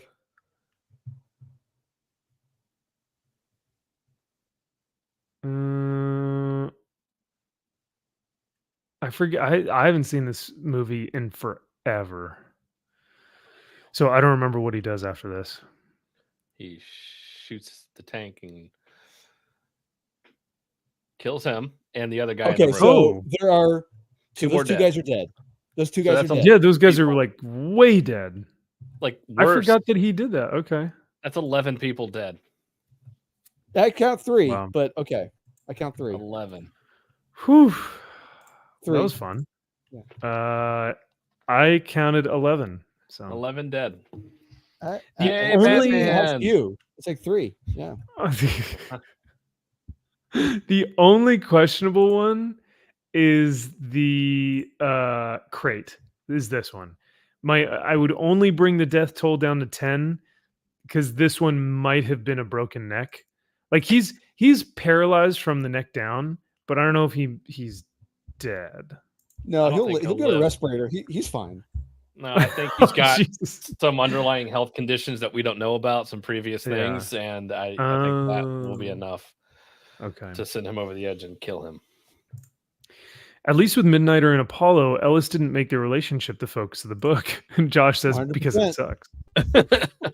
Wait, Josh, you saying that the Ellis book sucks or the Snyder's movie sucks? So- Both. Oh, those guys killed themselves. Very true. So technically, only one death. Only one The- kill. But only No, one no, death. no, no, no, no, no, No. no. No, The Batman's got only hands on guys- these guys. The only guys I would say may have killed themselves were the Well, those two, guys it's a in the flamethrower. elevator with the grenade. That guy Well, did no, the pop one guy out who of the fell. grenade. The one You guy who could fell say on that. it. The one guy who fell on it. Yeah. Uh-huh. Because this guy tries to throw the grenade. You're not sharing anymore. We can't see it. Oh shoot! Oh, sorry. I thought it was still Just okay. FYI. So yeah, this guy tries to throw it, but he hangs on to it for too long, and then Batman kicks him into him. So I guess technically, I don't know. That's a tough one. Batman could have bataranged that out of his hand and Yes. send it flying down the hall to where it would have harmed nobody. Instead, hey, I can not only kill one person, but I can kick this guy into the guy, and I can kill two people with this. Yeah, if he knew technically- what he was doing. He only killed one because the one guy, out of a selfless act, throws himself on top of the grenade, saving the other one in there. Oh god, yeah, those guys are so dead. Look Just at the that one, yeah. explosion. Yeah, the one. Oh Jesus. That's quite the explosion. I think okay, so what's your favorite death though? The death blow. Who's your favorite death blow? I think the most like insane, just like holy shit, Batman, is The crate to the Is- head. the crate to the head. This one. That's That's a hemorrhage in the head, some external bleeding from the skull, but he's fine. He's killed. I love how like over the top it is. Like Batman had to get the crate for this one thug. He was like, "You're fucking dead." Yeah. Like he Like, just that's had personal to- almost. Like it's Yeah. personal.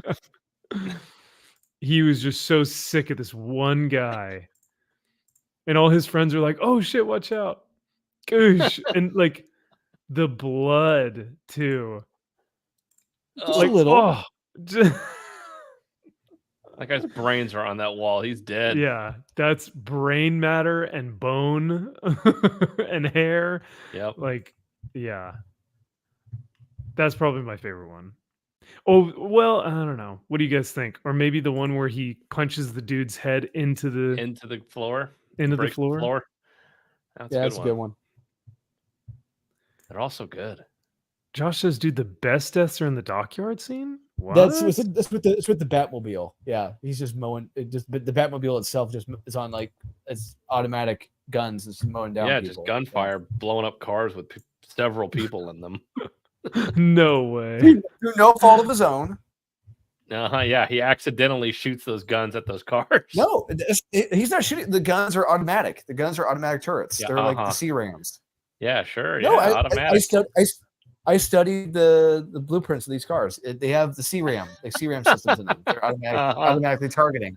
Well, I wonder targets. who has to start that operating system. The operating system just doesn't just kick on its own. Somebody has to put it in there. I think it was him. Or Lucius. Yeah. You know what I Or realized? Alfred. Guess who's doing a stream with Mike tomorrow as well? How cool! Say what? Wow. Say Oh, Wow. So did we copy Thinking Critical, or did Thinking Critical copy us? well, Mm. he's copying us Oh. clearly. I can only Um, hope that it's as thought provoking as our interview was with him. I It guess won't be so. nearly as good, but No, not at all. But how rad! That's awesome. I'm glad that Yeah. I'm glad that Wes will have him on the show tomorrow. That'll be a great show then. Yeah. The YouTube link is a guy discussing it. Oh, okay. All right. Well, let me I'll find that because I do want to see the scene. Like I said, I haven't seen this film in forever. So I gotta find my stream though. Better 'Cause than I don't Mask of the even- Phantasm. This was? Oh, hands down. 1,000 times better than Mask of the Phantasm. Man, you just really like watching Batman kill then, huh? Dude, He's no a fault killer. of his own. People are just dying. It's not his fault. Or they're hemorrhaging. Just a lot of hemorrhages and broken backs and necks.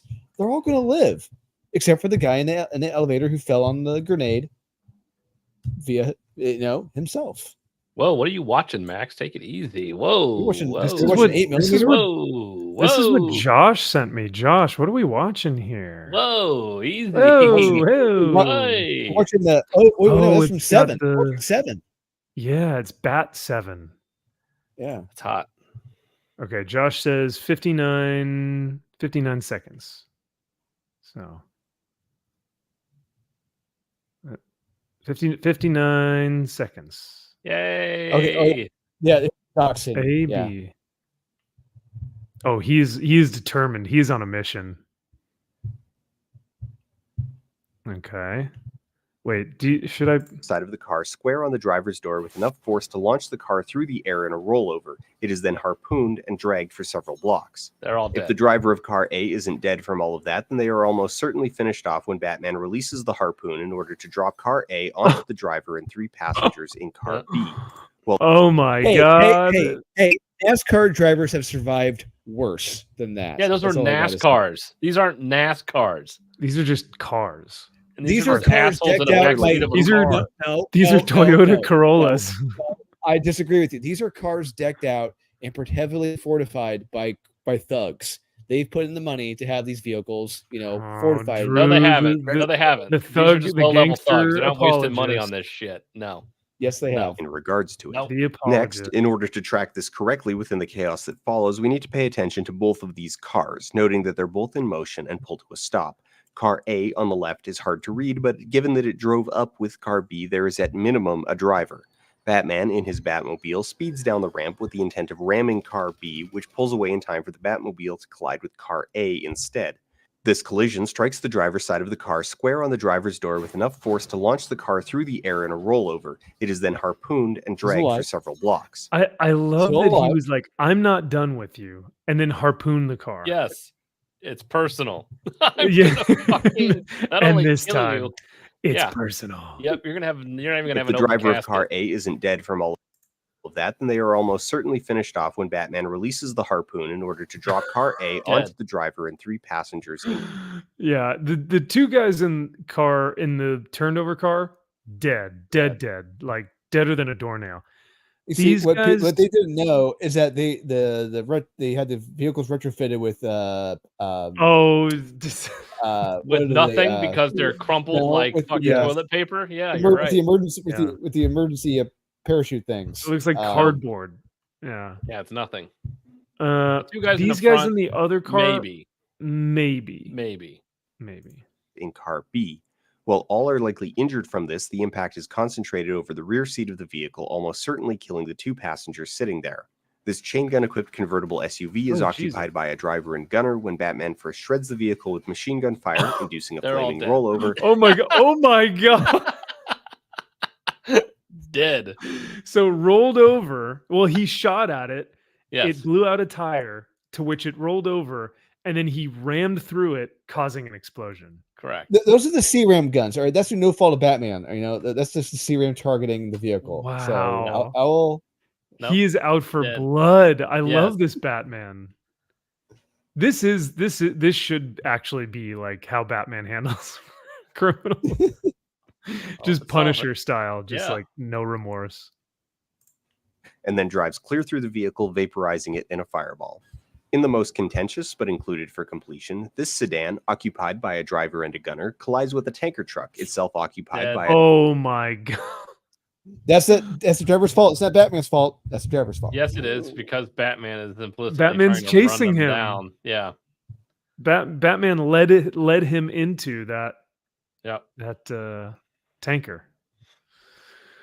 Whew. Sorry, Wow. second degree murder. At minimum, they It's not drive. first degree. Yeah, sorry, it's only second. Still murder degree. though. Yeah. But, yeah. Which explodes, almost certainly killing all three. However, given that the collision itself is the immediate product of the driver's inattention, these deaths are disqualified from the overall tally. Oh, Boom. so this guy actually disqualified those deaths. Okay. I don't. Yep. You're welcome. I don't know. I still might count them. Second degree. Second. Next up, the Batmobile launches out Oh of my the God, there's more. I thought that was just the docks. It's like, all right, we're done. second story of a processing plant, shearing off a substantial Oh chunk my of the rear of this God. truck, including this man's head, and immediately Oh broadsiding a my van. God. He ducked. No, he's fine. The guy ducked. Bye. He's alive. Launches out of the Bye. second story of a processing plant. Oh yeah, this dude is so. This guy. They're both He's probably alive. dead. Yeah, but they're both. No, they so ducked. no, They hit No, the they're floor. They're both- good. dead. shearing They're off a alive. substantial chunk of the rear of this truck, including this man's head, and immediately broadsiding a Oh van my occupied by a God. driver and a gunner. The collision with the passenger side almost certainly kills the gunner, though the fate of the driver is unknown.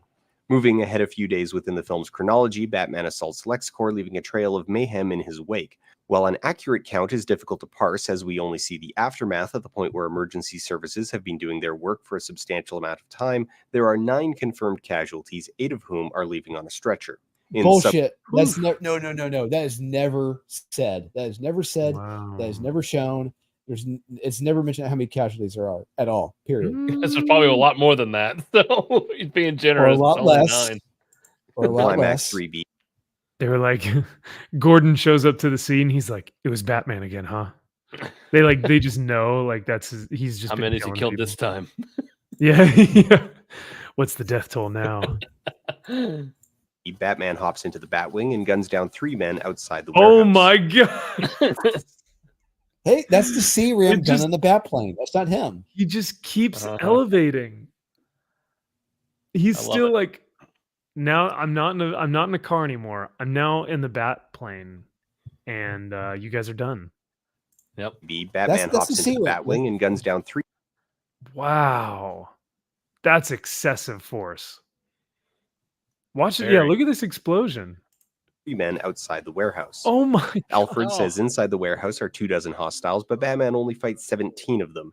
In order of immediate Okay, now we get into where he's in the warehouse.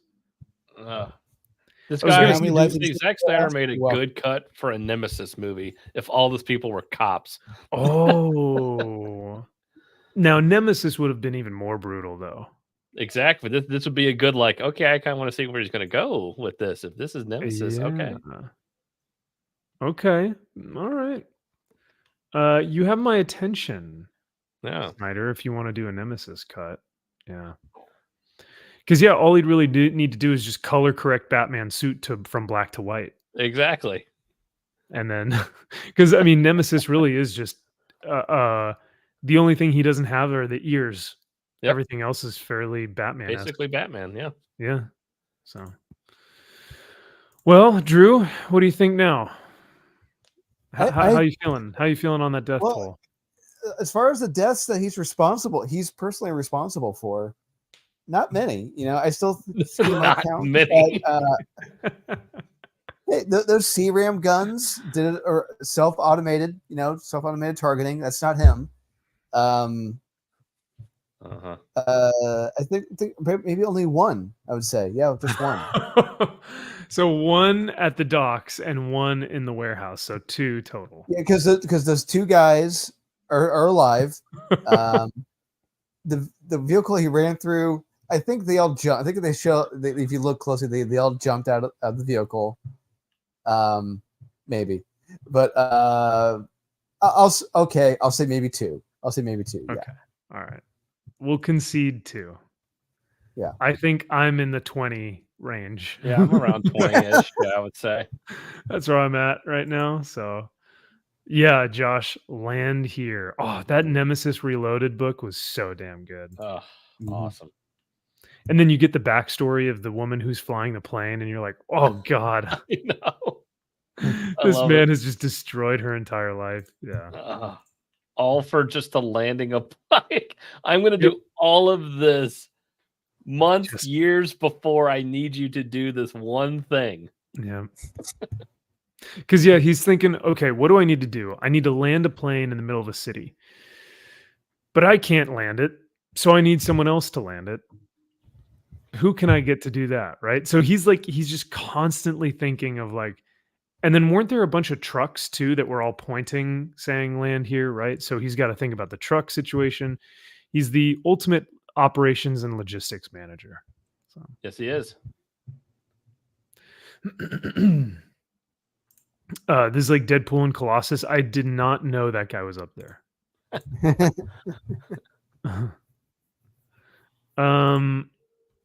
Well, yeah, I mean, we're gonna go over Bane, but at the same time, this was way too much fun. Seeing how much Batman wanted to kill. So remember when we talked about, what was it, last week when we talked about the Marvel conference or the Marvel convention, and how everyone was doing their little, they had their why am I their privilege? panel. Yeah, they had their panel. Yeah. I don't know if you guys know professional comedian Tom Segura and Christina Pajinski, but they also covered. Tom's hilarious. Oh, Tom's great. Yeah, Tommy Jeans, him and his wife Christina Pajinski, they actually covered this as well, and I thought it was hilarious. So let's see what they have to say about Marvel's panel at their at the comic convention. Video. Now we're going to move on to. Everybody's making to this. Your mom in the fucking stand. So. Point of personal privilege. Point of personal privilege. Everybody's making video. Sounds. Please just wave your fingers in the air so you don't make any sound. Did you get the extended version of that? Point of personal privilege. I have some of that here. You want to see it? Of course. Shout out to Eiler who sent this shit in. He texted me this video. This is so insane. Now we're going to move on to the resolutions and very brief. Committee. Very brief point of information. If you are her face is like, God damn, see, really, dude? Like again? She's so done. It's like she's holding in a fart. Like this is the ninth time you've said this in the past 5 minutes. Yeah, she's like, we're on resolutions. We're almost done. Can we just please be done with this? You are using a microphone, talk into it directly like I am right now, and do not wave your face back and forth because people cannot hear you. That is all. Okay, awesome. Thank you for the pointer. Fuck you. Do it how I'm doing it right now. I'd be like, hey, shut the fuck up and sit down, dipshit. Yeah. Then you be the socialist leader, you cum sucker. I'm gonna take this microphone, stick it down your fucking throat if you interrupt me again. I love how brutal what we're all thinking. Yep. Everyone's thinking it. Yep. Yeah. Go jump off a bridge and make it. Yeah. What was that? Remember that one? Make a bridge and go over it. Yeah. Yeah. Yeah. Yeah. Pretty good. Here's another one for these morons. Look at this one. First of all, in this room, I see that no one's clapping for me. Oh, Donnie Cates. Donnie Cates. DC. Hey. Hey, we found him. It could be because I'm not engaging, but it also is because everyone's doing this. And that's really important because those loud bursts of noise, even though this is a noisy space, when we can do something like reducing that, that's really important. So please don't clap, shoot up these. And additionally with the noise issue, like avoid hissing, avoid waving banners, right? You don't know what to do, show up these, right? I'm sure there's lots of ways. If you don't know what to, if you're just like want to do something, you're just like, I don't know what to do. Oh God. Just throw up these. Yeah.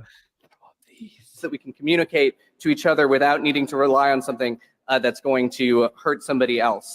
Who are these fucking losers? Like, who are they? They're the Socialist Party. That's the Socialist Party? What? Yeah, this But- was their. No, Tommy, it's Marvel, dude. It's Marvel. DC, Yeah. No, these are the That's the the- writers and editors at Marvel and DC. Yeah, that was Colin Kelly right there up front, the podium Yeah. right there. Yep. Jeez. So they are socialists, and they want socialism. We have and so- quiet rooms that are available. There's a range of options of these, right? I mean, on 7, there's one. Why that is has video- noise so important to socialists? And why is avoiding it the top fucking priority? Good question. Point of personal privilege, Tom. That's because you don't have an auditory sensory overload problem. Some of these Do all these are- socialists?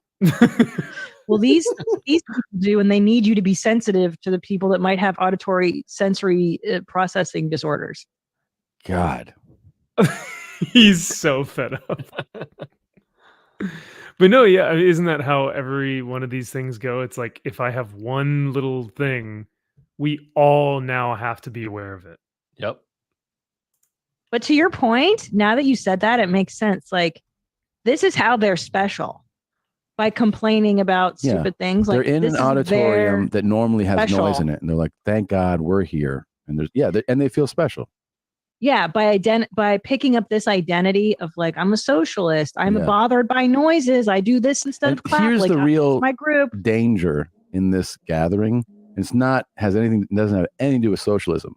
It's that they're all pathetic fucking losers, and that they Yeah. got together and they're trying to normalize being these pathetic fucking bottom feeding pieces of shit.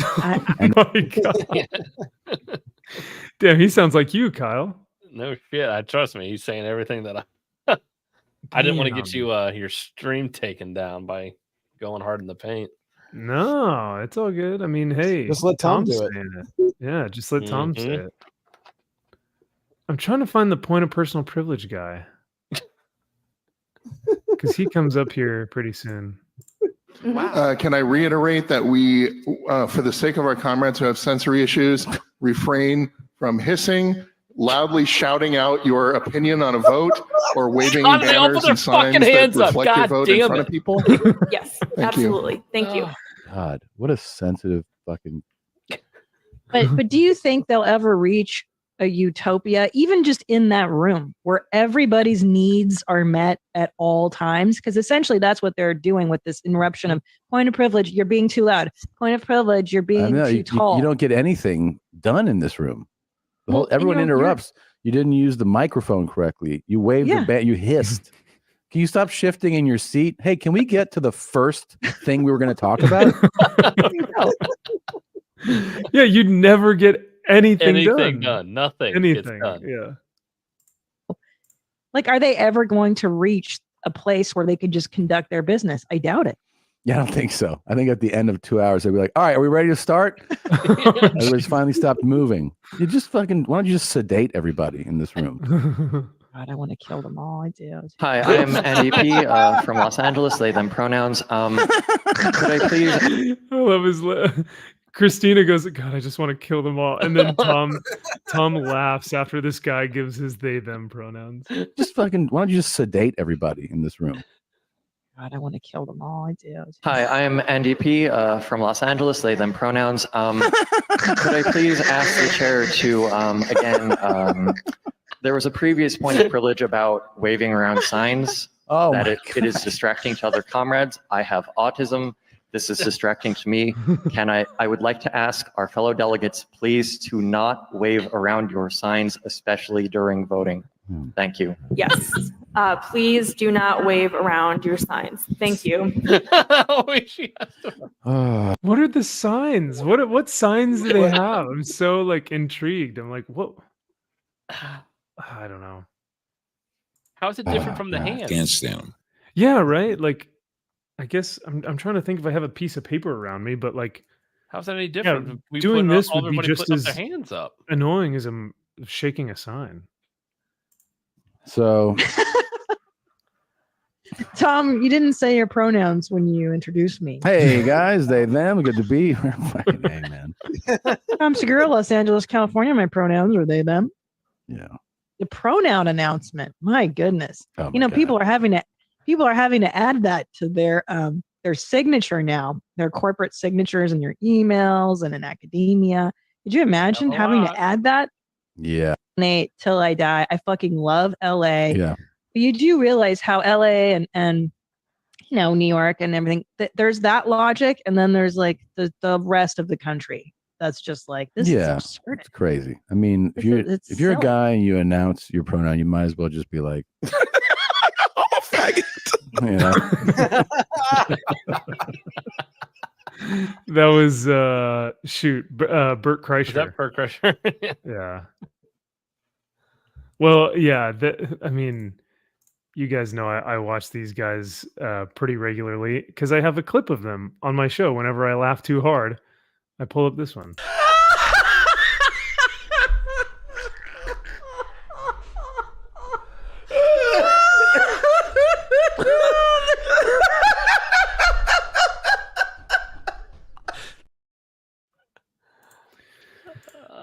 That was them laughing, finding out that Bert drinks a gallon of Kool-Aid every day. So. And Tom was like, "No, you don't." And Bert was like, "No, seriously, I just love it." And he's like, "You can't drink a gallon of Kool-Aid, dude." Yeah. He's like, because he has one of those like those cool like those a giant tumbler thing. Yeah, those tumbler things, and it's like a gallon. And he's like, "You just have water in there." And so he hands it to Tom, and he's like, "Drink it." And he drinks it, and he goes, "Holy shit, that's a gallon of Kool-Aid!" And then they just started losing it.